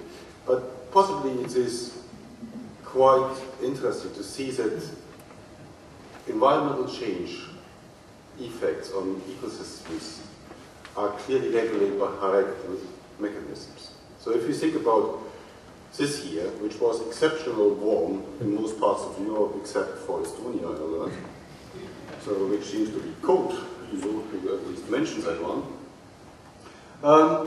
We will see responses, and we have had this European heat wave as well in 2003, which has triggered a lot of publications about effects of heat waves. We will see individual responses at ecosystem levels. Certain trees might have been damaged, maybe they die, but nothing happens. But if this continues over time, and climate change continues and the frequency will increase, we see finally a species reorder if we have a mixed forest and not have managed forest in less large parts. And then finally we'll come to species migration and immigration into the forest. And I think there's a lot of publications around as well, like what was the effect with regard to vegetation period length. That, for example, some butterflies are now staying over winter in Germany even and are not migrating backwards. All this will, of course, happen, and we will see the effects. The same happens as well in the soil, where I'm mostly working with regard to greenhouse gas emissions, and we have little idea what happens. So which means, on the one hand, we have a lot of theories behind it, the ecological theory which we are building, and we are learning about from all our publications. On the other hand, we have the global change. And now we need to bring both together to understand what is happening. So which means, just the key question, what determines long-term ecosystem dynamics? I can tell you I'm working on this in 20 years and I'm still doubting if I have understood that at all sometimes. But it is also, then you go and work like me in the spruce forest and the beech forest for more than 20 years and you're observing the greenhouse gas emissions. And then you are thinking, okay, do I understand it now or not? And I cannot predict it still. And then we also have to question what are the system itself. So spruce and beech and maybe a mixed forest, which is so different again. Then we have to also think about other systems as well. Tropical forests, where I'm now working in Africa, we are working at some of the water towers in Africa and the Mau forest area, pretty diverse, and no one has done any work with this. And we are lacking all this information, and local people they cannot tell you anything about it. It's all coming from outside. And of course, we need to achieve this data. We need to gather this data to finally document what has happened and possibly to see opportunities how we can manage the change itself. And that's not only about data, it's very much about modeling as well, and the synthesis of data assimilation, modeling, and measurements. Approach to do that is, of course, doing it by gradient studies. So, because we cannot wait 100 years to finally say, okay, that something has happened, we have to think about experimental approaches how to do it. And I will give you some of these examples. Okay. As I said, I did a little bit of literature research on this, looking into it, and it's not only climate change, and that's a little bit what this graph showed you, but maybe the main drivers, ecosystem drivers, and drivers for changing ecosystem services, is more going with extreme events. And extreme events can be extreme frost. Even that can happen, for example, if circulation is changing. And I can remember that my director has to give several interviews, like 1.5 years ago, because the winter was so harsh in Garmisch, and we have had a period of 20 days with minus 20 degrees Celsius and more. So how can this be in a world which is changing? But this has to do with changes in circulation patterns and how resistant these cold highs are over Central Europe, frankly. And this really has to do with general shifts in circulation patterns which we have to expect, and which possibly even lead to very cold temperatures sometimes in winter. And the same is with heavy storms, of course. If you have a lot of temperature differences across the climate zones, you sometimes get very heavy storms. So we have seen some, of course, with cold fronts coming in after the heat wave we have had.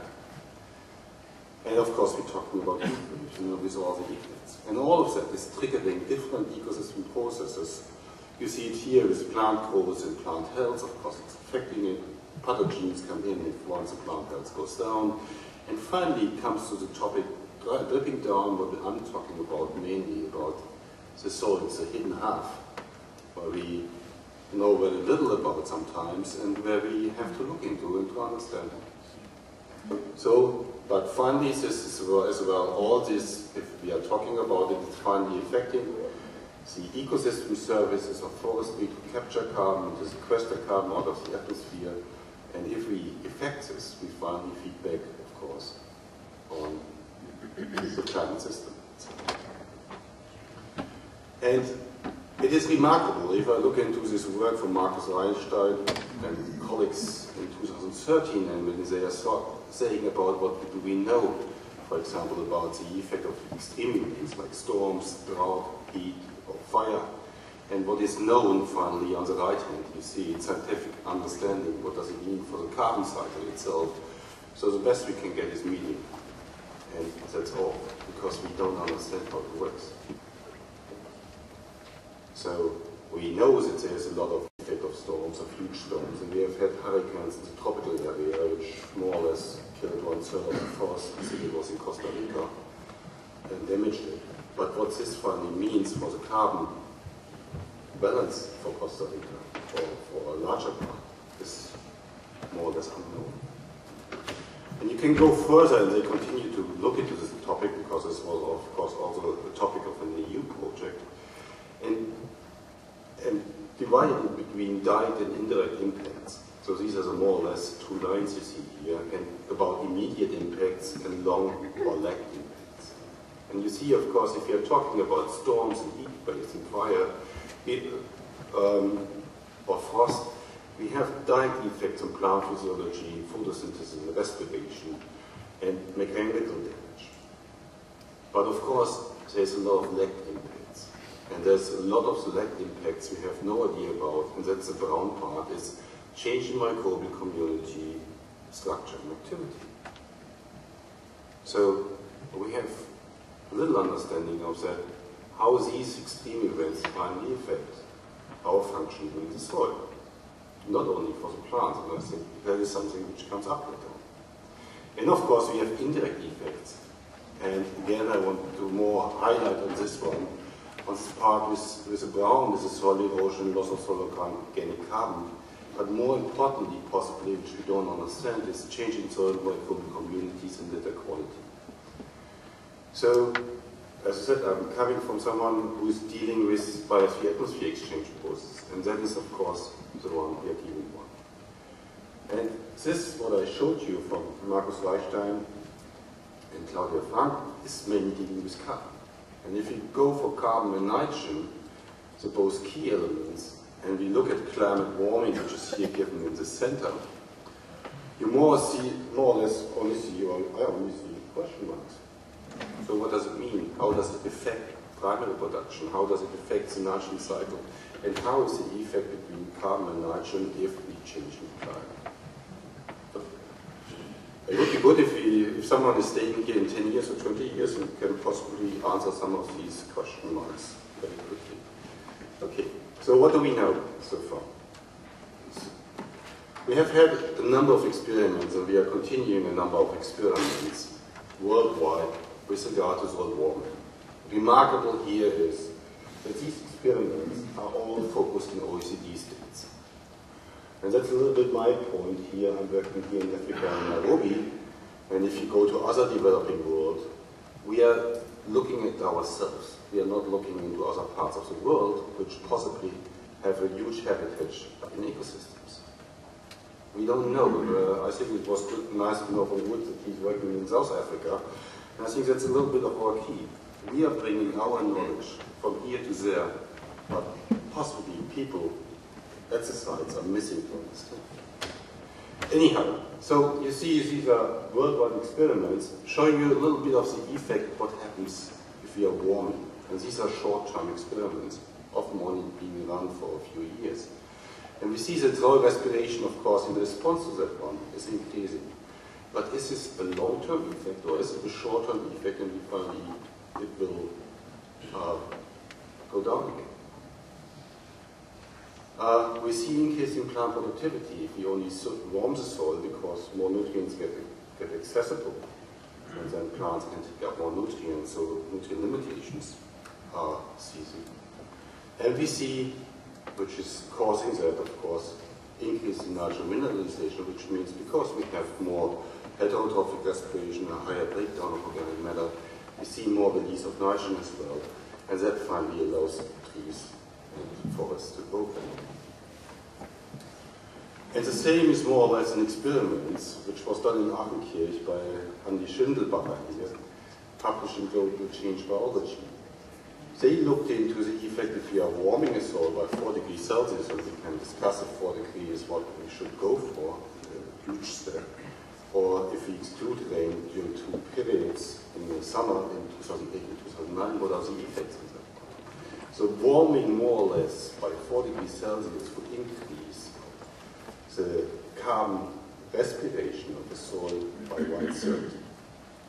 It's a huge number, because we would quickly, with these ones, we would quickly also lose the carbon stock reserves in a few decades, or would at least minimize them to a certain amount. But still, this is a 3-year study, and it's one of the most detailed studies on that one. It doesn't cover the winter months, and also these estimates are only given for the period where they're measured. In 3 years, you have an initial effect, you don't know how long it lasts, and what is finally the effect on this.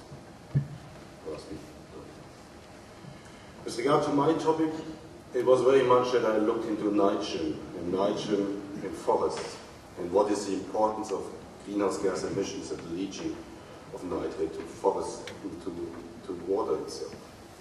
So what we did, we have a study site which is called the Hügelwald, which is between München and Augsburg, which means in southern Germany. And we looked into pools, which are shown here, like the forest, the standing forest itself, the spruce forest has approximately 1.5 tons, whereas the soil emulsion stock is approximately 1.5 tons, and the soil end stock is approximately 9 tons down to 1 meter. And out of this huge pool, you only need approximately 100 kilogram nitrogen to allow forest growth, or the forest itself. And only 90 kg of that one is finally, 90 kg is finally returned to the solid life, which means you're running this forest and the increment in carbon is 10 kg of nitrogen. However, we have a huge problem because we have atmospheric nitrogen deposition, which we have everywhere in Europe and everywhere in China. And China is now nitrogen deposition is much higher as in Europe now. And we have a problem with nitrogen deposition worldwide. And which means with nitrogen, approximately 40 kg of nitrogen are coming into the forest, and only 10 kg are used. So what happens with the rest? And that was our study, and we looked into it.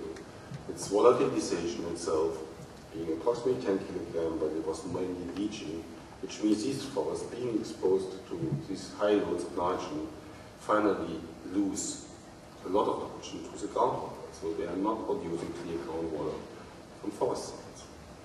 And if you go to where I'm working on, nitrous oxide, it is only 1 kilogram of losses. So very, very tiny number, however, which is of course important for the climate system itself.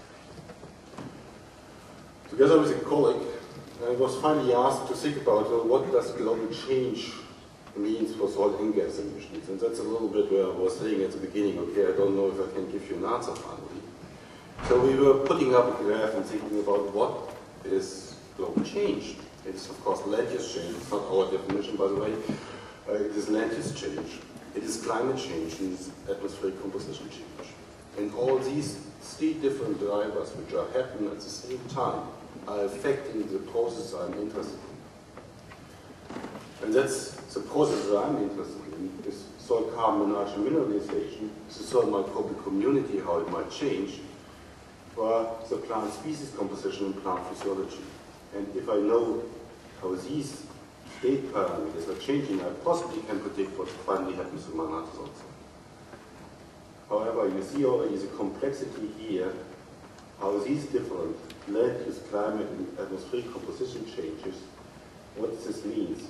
It is also going that we have full change in land use, which means going from forest to urban land, and all vice versa. We have changes in management, which means how you manage your forest and how this affects it. We have change in temperature and precipitation coming from climate change, and we have atmospheric composition changes.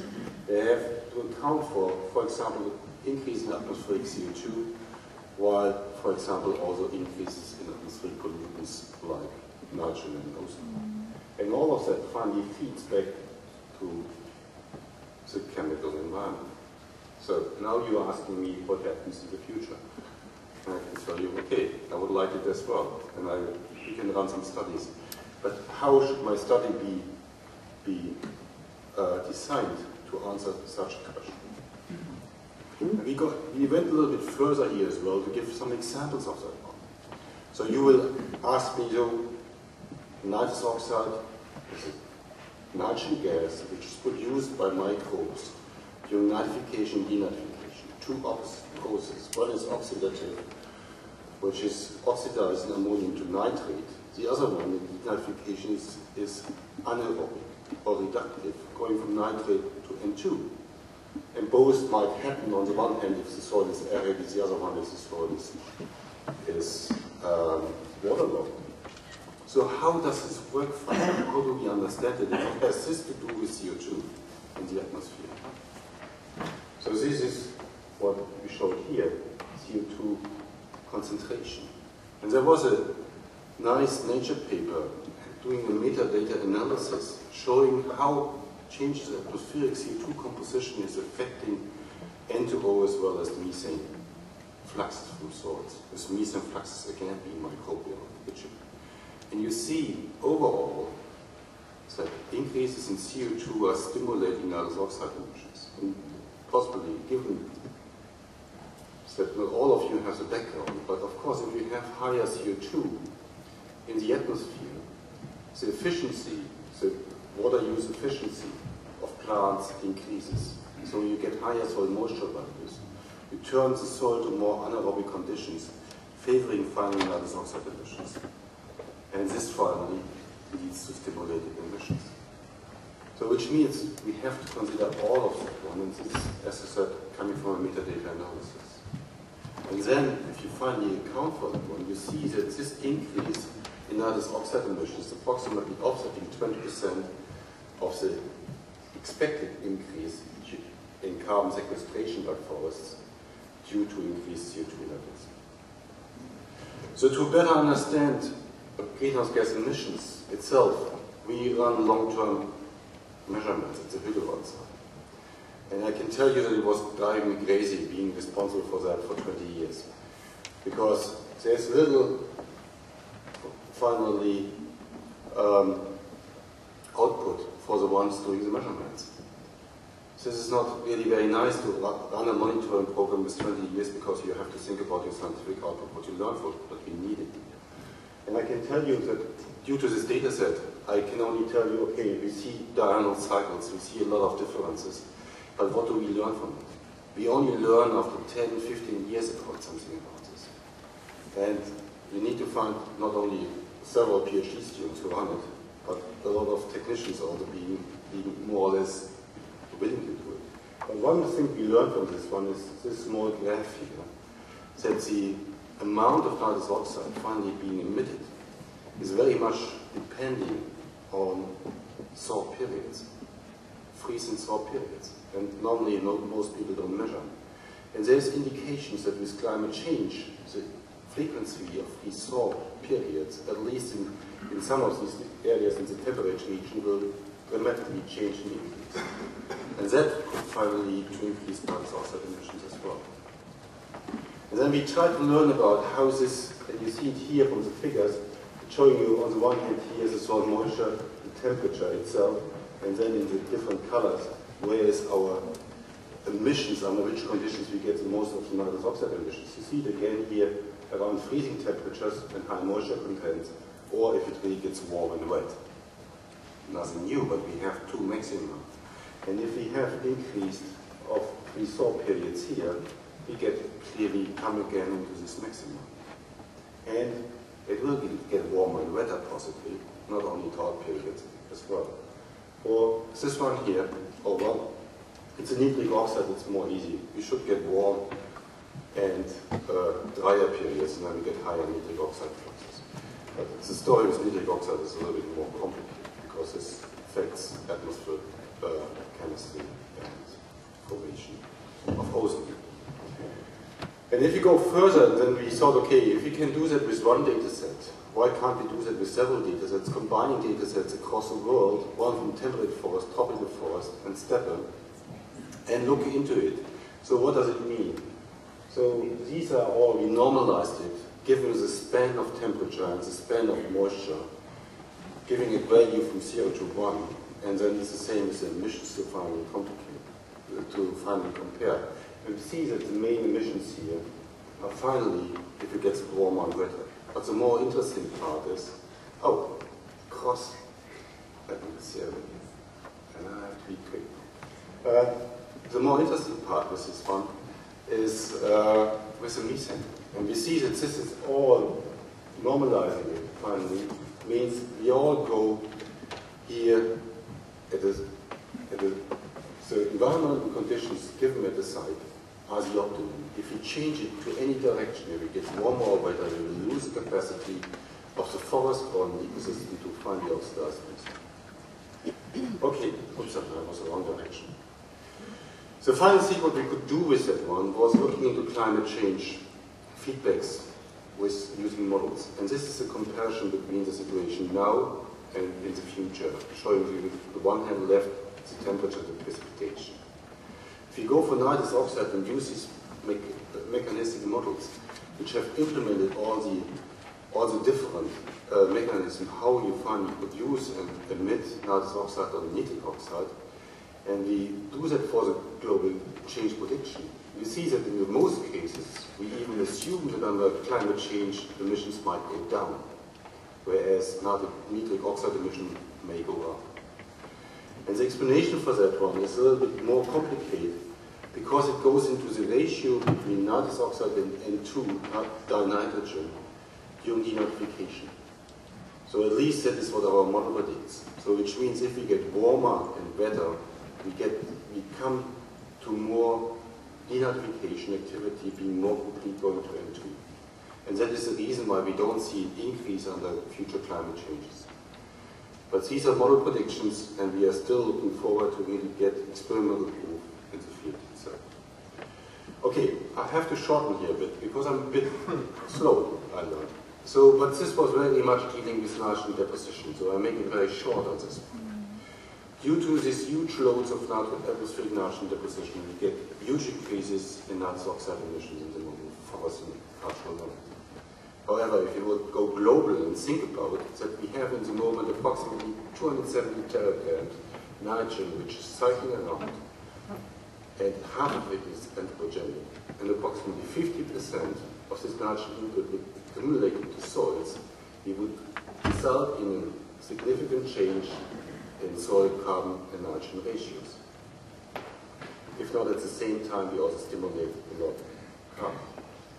And we can show that with data from East Germany, for example, in our models.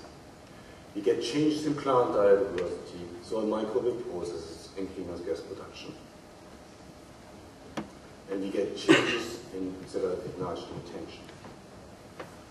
We see changes in a lot of different things with regard to cross-cultural mineralization if we get closer, with heterotrophic immobilization, nitrification goes up, and the relative nitrogen retention goes down. And we can see a lot of experimental evidence with regard to nitrate leaching, being shown here, trace gas emissions, shown here, but also with regard to carbon sequestration. So which means, on the one hand, atmospheric nitrogen deposition is increasing emissions. On the other hand, it is also increasing carbon sequestration. And as a rough number, each kilogram of nitrogen being deposited finally leads to 16 to 13 kilograms of carbon being sequestered. That's a metadata analysis we did some time ago. If you finally would account for that one, and you would think about what nitrogen deposition, as I said, by atmospheric composition change, what this means for the impact itself, you see that we have approximately 220 to 330 kilograms CO2 equivalents per hectare per year benefit from nitrogen deposition. And that the adverse effect of increase of nitrous oxide emissions would be small, 10 to 20% approximately. Which is nothing still. And of course, this effect of nitrogen on forest growth will diminish with time as well. And if you go for whole Europe, you see approximately this effect, which means in most cases, nitrogen deposition has led to an increase of the sink strengths of forest ecosystems for atmospheric greenhouse gases.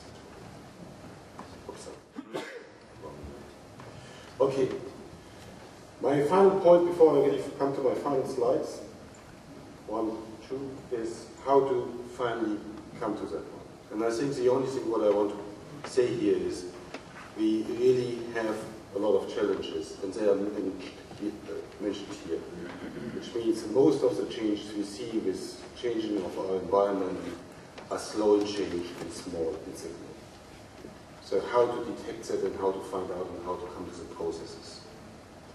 And what we need is long-term measurements and close cooperation between those doing measurements and modeling, and that's still dismissed. We started to do that in a gassing experiment close to my home institute.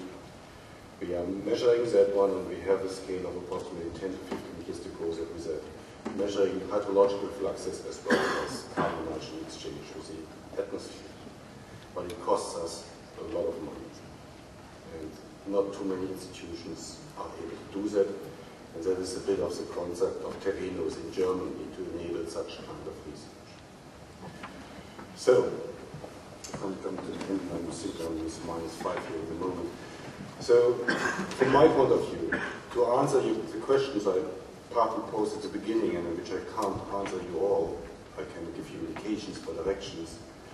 We need to answer those questions. There is no question, because we all want to know what environmental change finally means for our global environment and our regional environments. But this needs to be networks. And we have to think about where are the more critical ecosystems we should look at and where are the ones which we possibly can't serve in the moment. I talked a little bit about extreme events. I can do more about it. But they might be tipping points that things are changing very quickly to a new state. And as I was pointing out before, it doesn't help. We cannot measure everything. We need a model. But being partly a modeler myself, I can only tell that a lot of measurements are done without having any discussion with modelers beforehand. And then finally we come up with questions and saying, okay, have you seen this parameter? Very basic parameter, it has not been measured. We need long-term measurements, but we are lacking opportunities, and that's what we have to push for with all our funding agencies to get that done. And we should go out of our comfort zone, not only measuring in Europe, but also in countries and regions where only little measurements are done.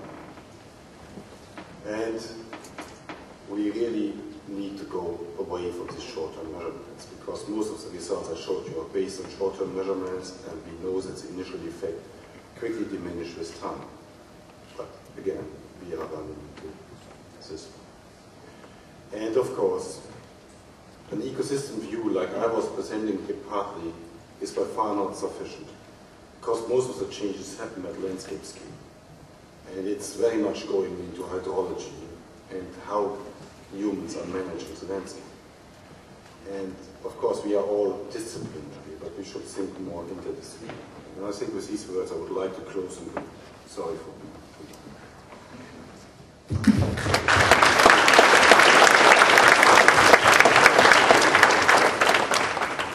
So thank you very much for this nice keynote. I think it was not as you promised us. I think everyone has understood the message, so thank you again very much.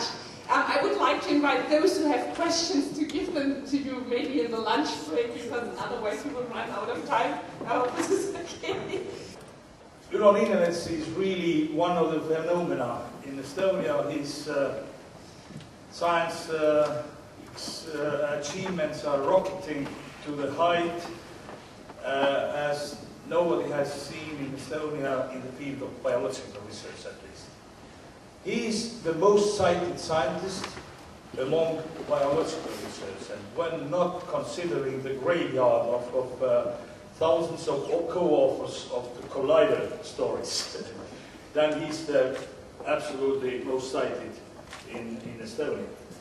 He's belonging to 100 best plant ecologists or plant scientists in the world, and he's, man like orchestra. The editor of two very prominent journals, Ecologia and Tree Physiology, the member of the editorial board of several other journals like Plant, Cell and Environment, Journal of Plant Research, European Journal of Forest Research. His list of publications is more than 230 publications, citation index is something like 12,000 and more. He's one of the few scientists whose impact, or the H index, is bigger than his age. Still a young guy, and so on and so forth. Ladies and gentlemen, I would like to give applause to Professor Ülo Niinimets, Professor of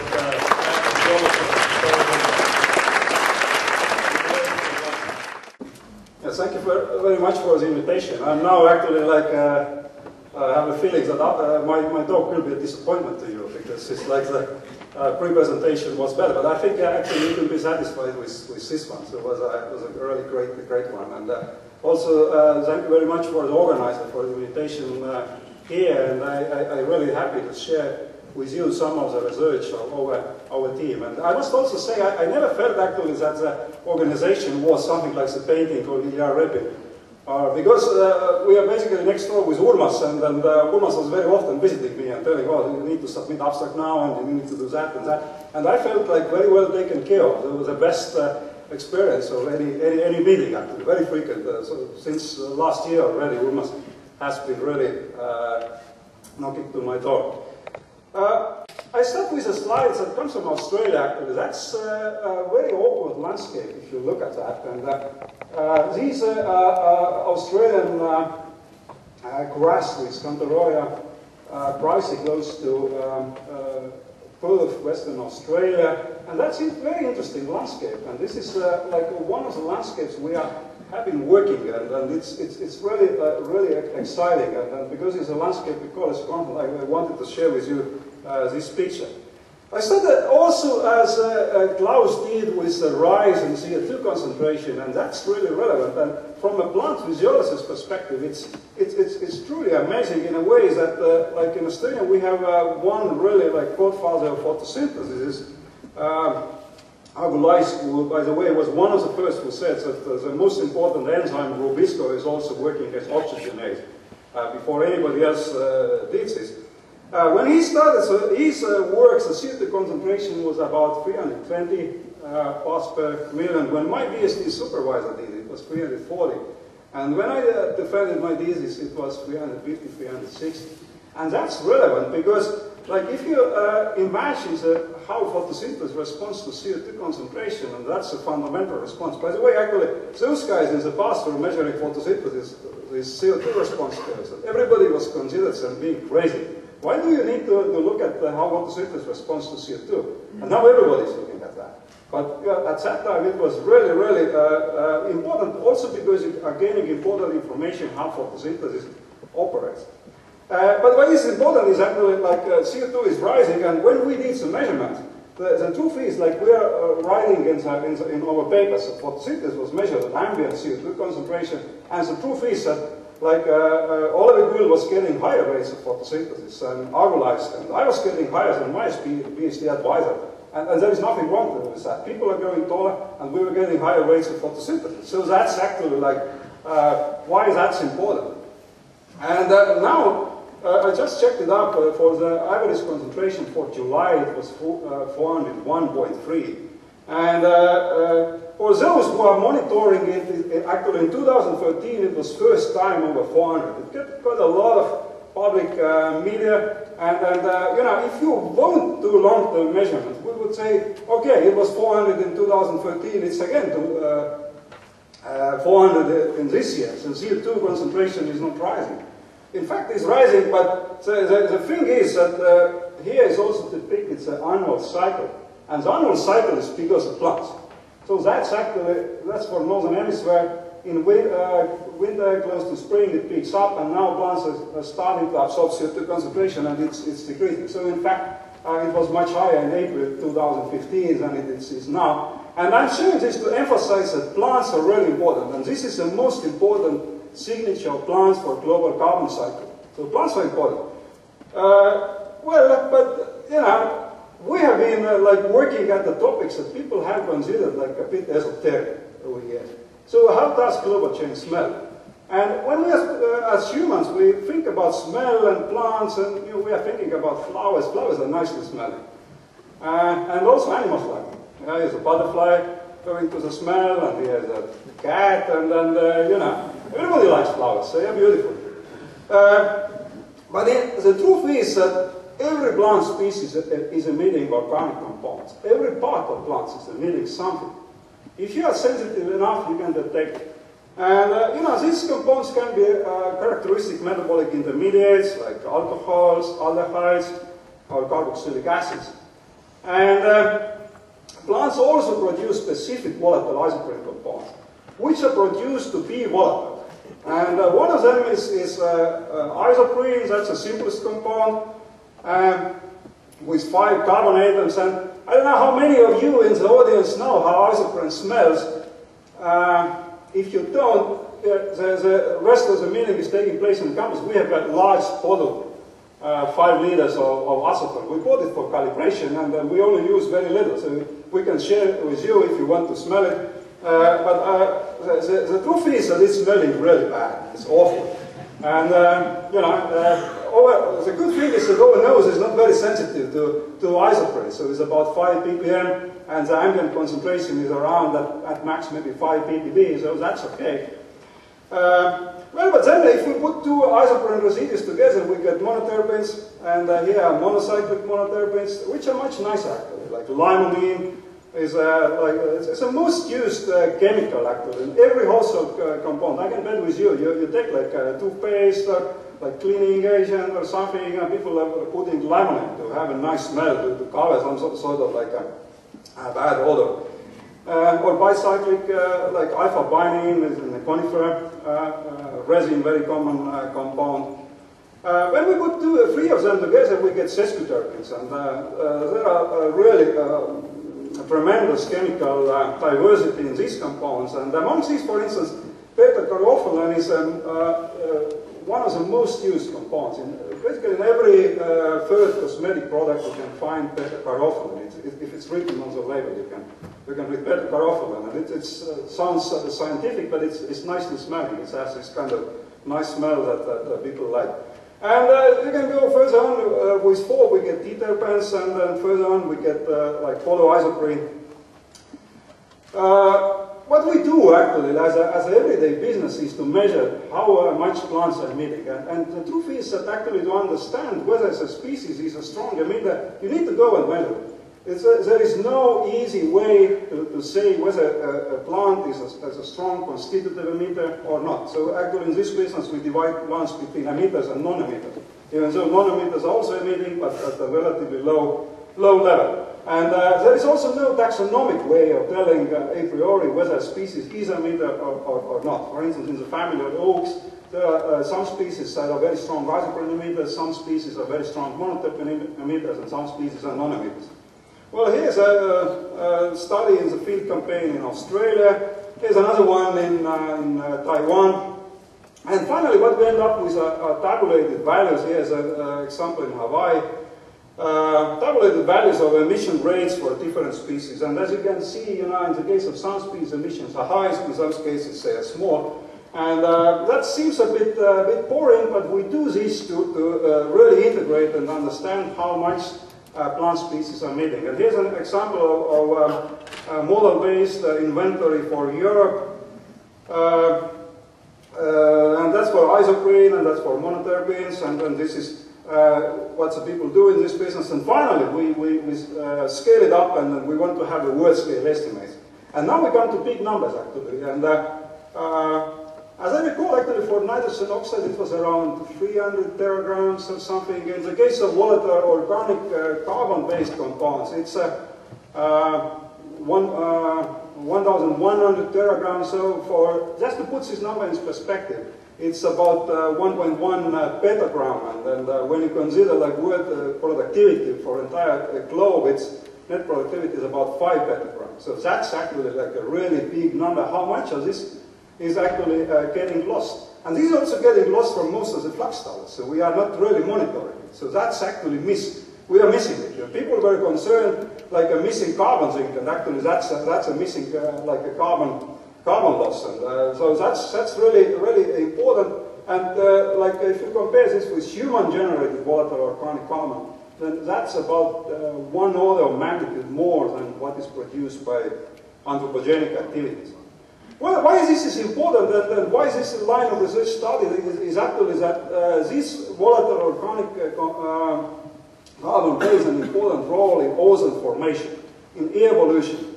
And that's a basic scheme of how ozone is formed in the atmosphere. You need 2 things.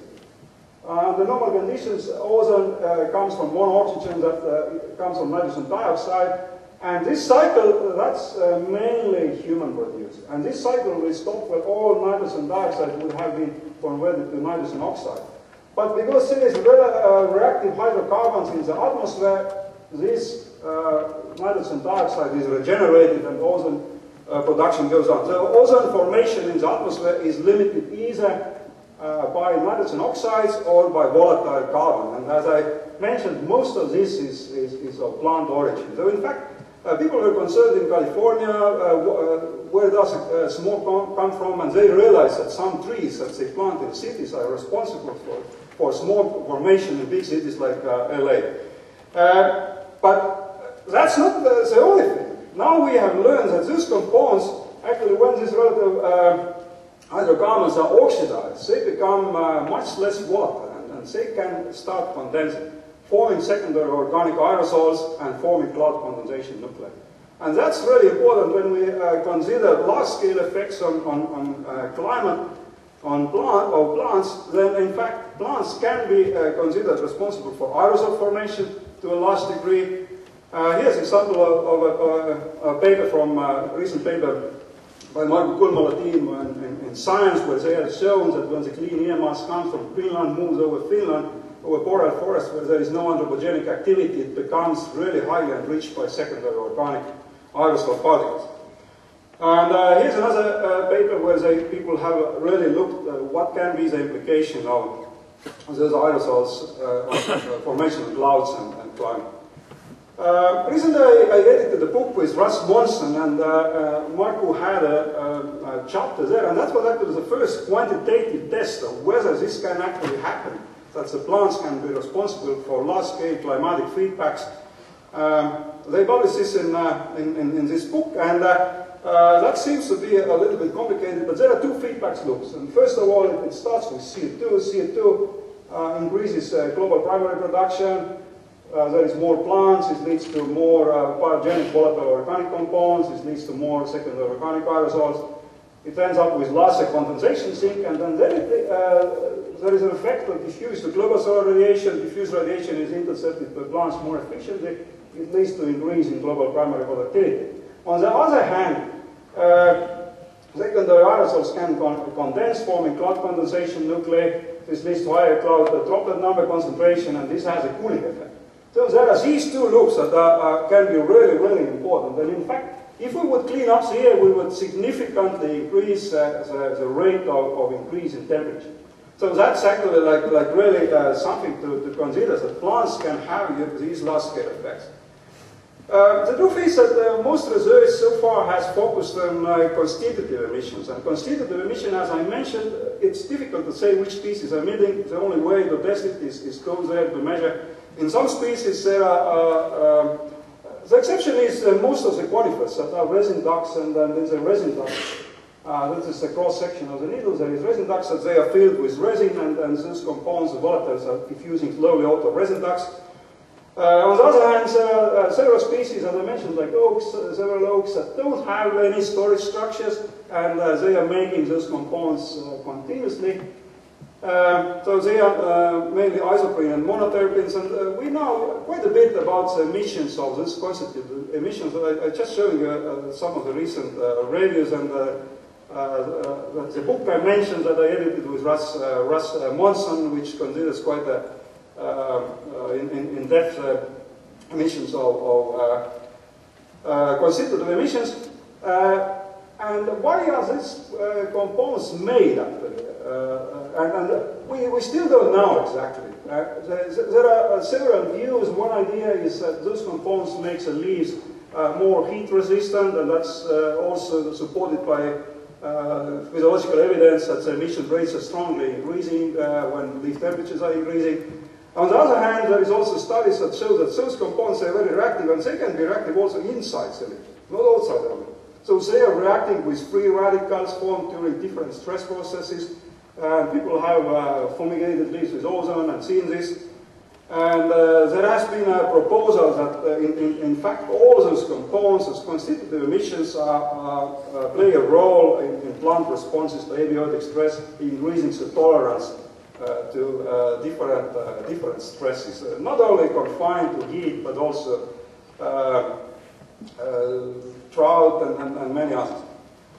Well, and this is actually interesting, because we know from physiology that stress increases synthesis of several different compounds, and that's a bit complicated for a landscape ecologist, I guess, but the truth is that like with every single stress, when the plants gets exposed to stress, first reaction is release of free fatty acids from membranes, and that is actually polyunsaturated fatty acid. Something for humans, that's good, because our body is not synthesizing them, and we need to take get this from diet. Actually, olive oil is a very good example where you can get this polyunsaturated fatty acid. When these are released, a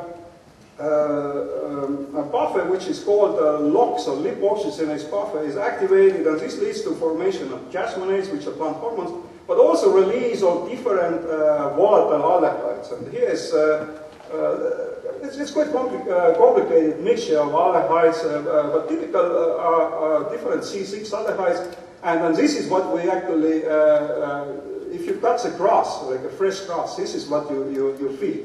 And this is also why they are called green leaf volatiles. That's a freshly cut grass mat.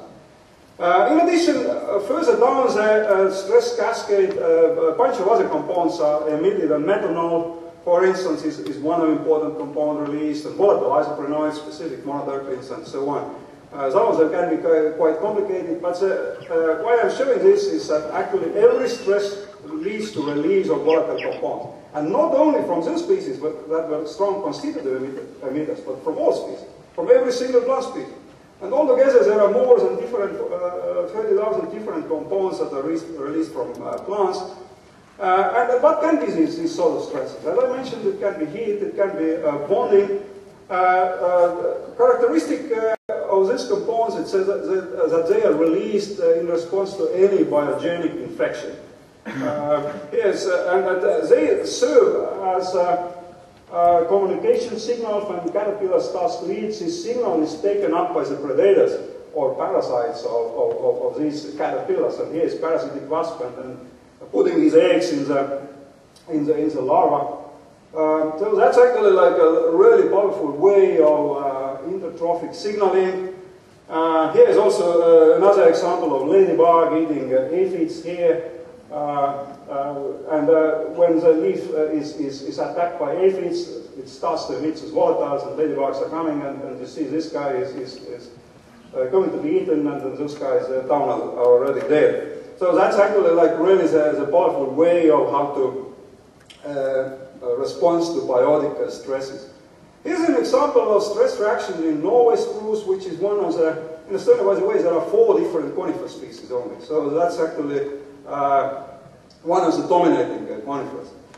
And Norway spruce is considered like a strong constitutive emitter in all the scenario analyses. And if you look, here is limonene, and here is a bunch of other peaks, and it's not very peculiar, or like something like extraordinary. But when this species gets infested by spruce spider mite, you see that from a moderate emitter, which in atmospheric science is considered as a strong emitter, this species is becoming a super emitter, emitting like really a lot of different compounds, and like this compound on one sesquiterpene even is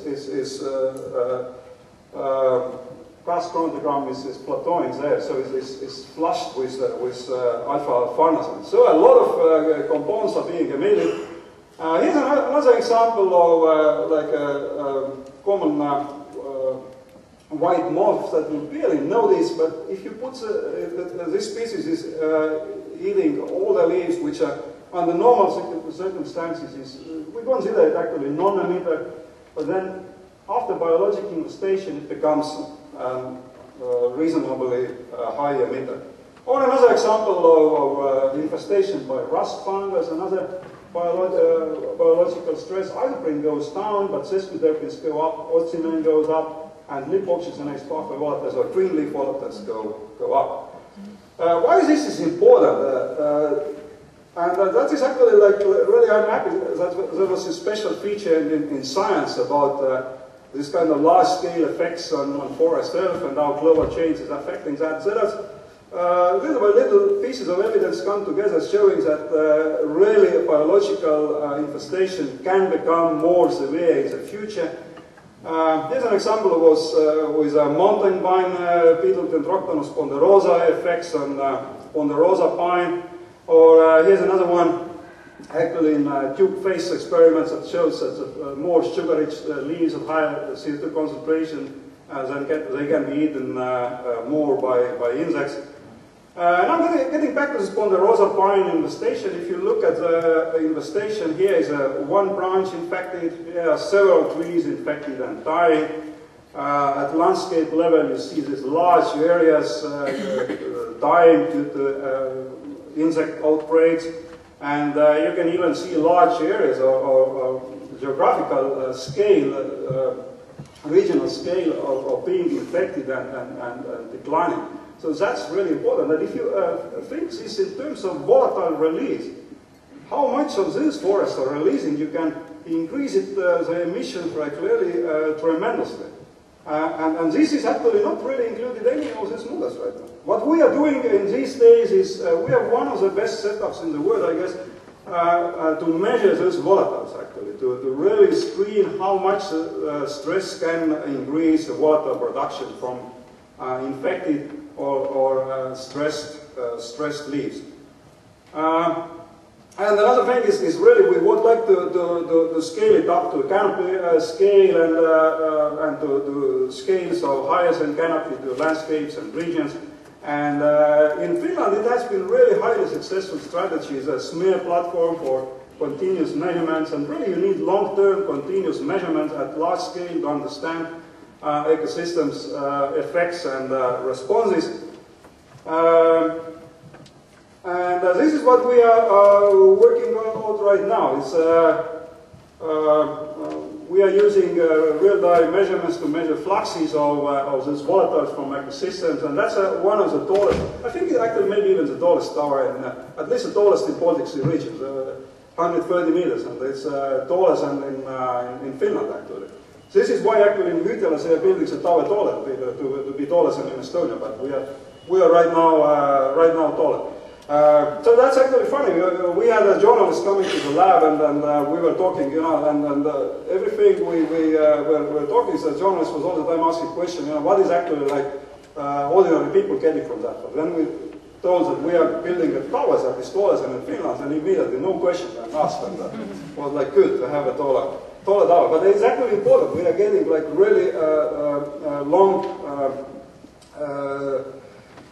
Part of the Russia actually can do back trajectory modeling, and that's actually really awesome.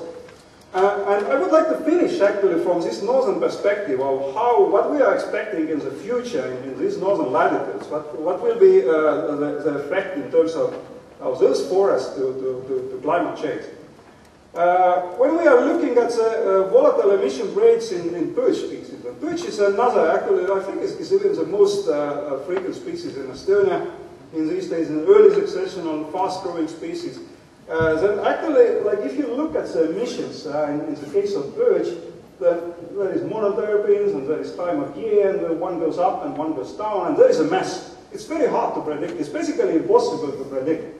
And why is this variability? And people were really concerned because, you know, with a normal constitutive emissions, you can use a rigorous algorithm to predict emission, independence of light and temperature. And in the case of those emissions, it was virtually impossible. And we analyzed the literature, and we realized that in fact, if you look at the birch, it's under normal conditions, it's considered like as a non-emitter, as a non-constitutive emitter, like most of the times. But then if you have some sort of biological infestation, or you have a heat wave, drought, you end up making from these species a really high emitter. And when we look at the three species that are making up most of the ecosystems, here is a Norway spruce, Scots pine, and birch species. They're really highly plastic species with wide geographic average. Then spruce is a constitutive and induced emitter. Constitutive and induced, every species can be induced emitter. In the case of birch, it's induced emitter. And that is what is predicted for Finland. You see here, basically, in the case of birch, it's expected that the coverage in southern Finland is increasing, and overall in Finland is increasing. So what can we say is that on the global change, when we project into the future, overall emissions increase because temperature is increasing, CO2 concentration is increasing, we will have more water, so the world will be more water, at least from plant perspective. So the importance of induced emissions increases because we are expecting to be in more stressful environments, and the importance of induced emitters is increasing. And I would really strongly emphasize that everybody working in this business should actually consider induced emissions. So far, it's not yet fully possible because we lack physiological information, but in the future, in a couple of years, I think we are going to solve this, at least, and get quantitative models of that's really important. Thank you very much. Thank you. Very nice and very cutting-edge considering approach. It's really something what is intensively studied in the world. Sorry, we don't have time for the questions. The same story like with Klaus during the lunchtime and later on. And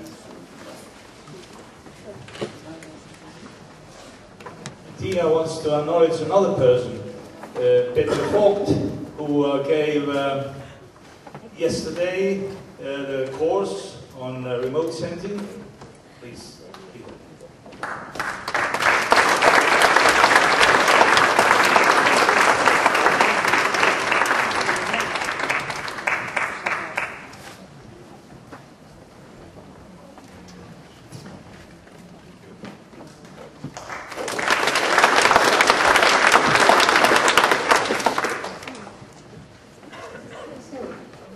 Our opening session is almost going to the end. I wish you a very lucky conference. Please be aware that on conference webpage there are always updates.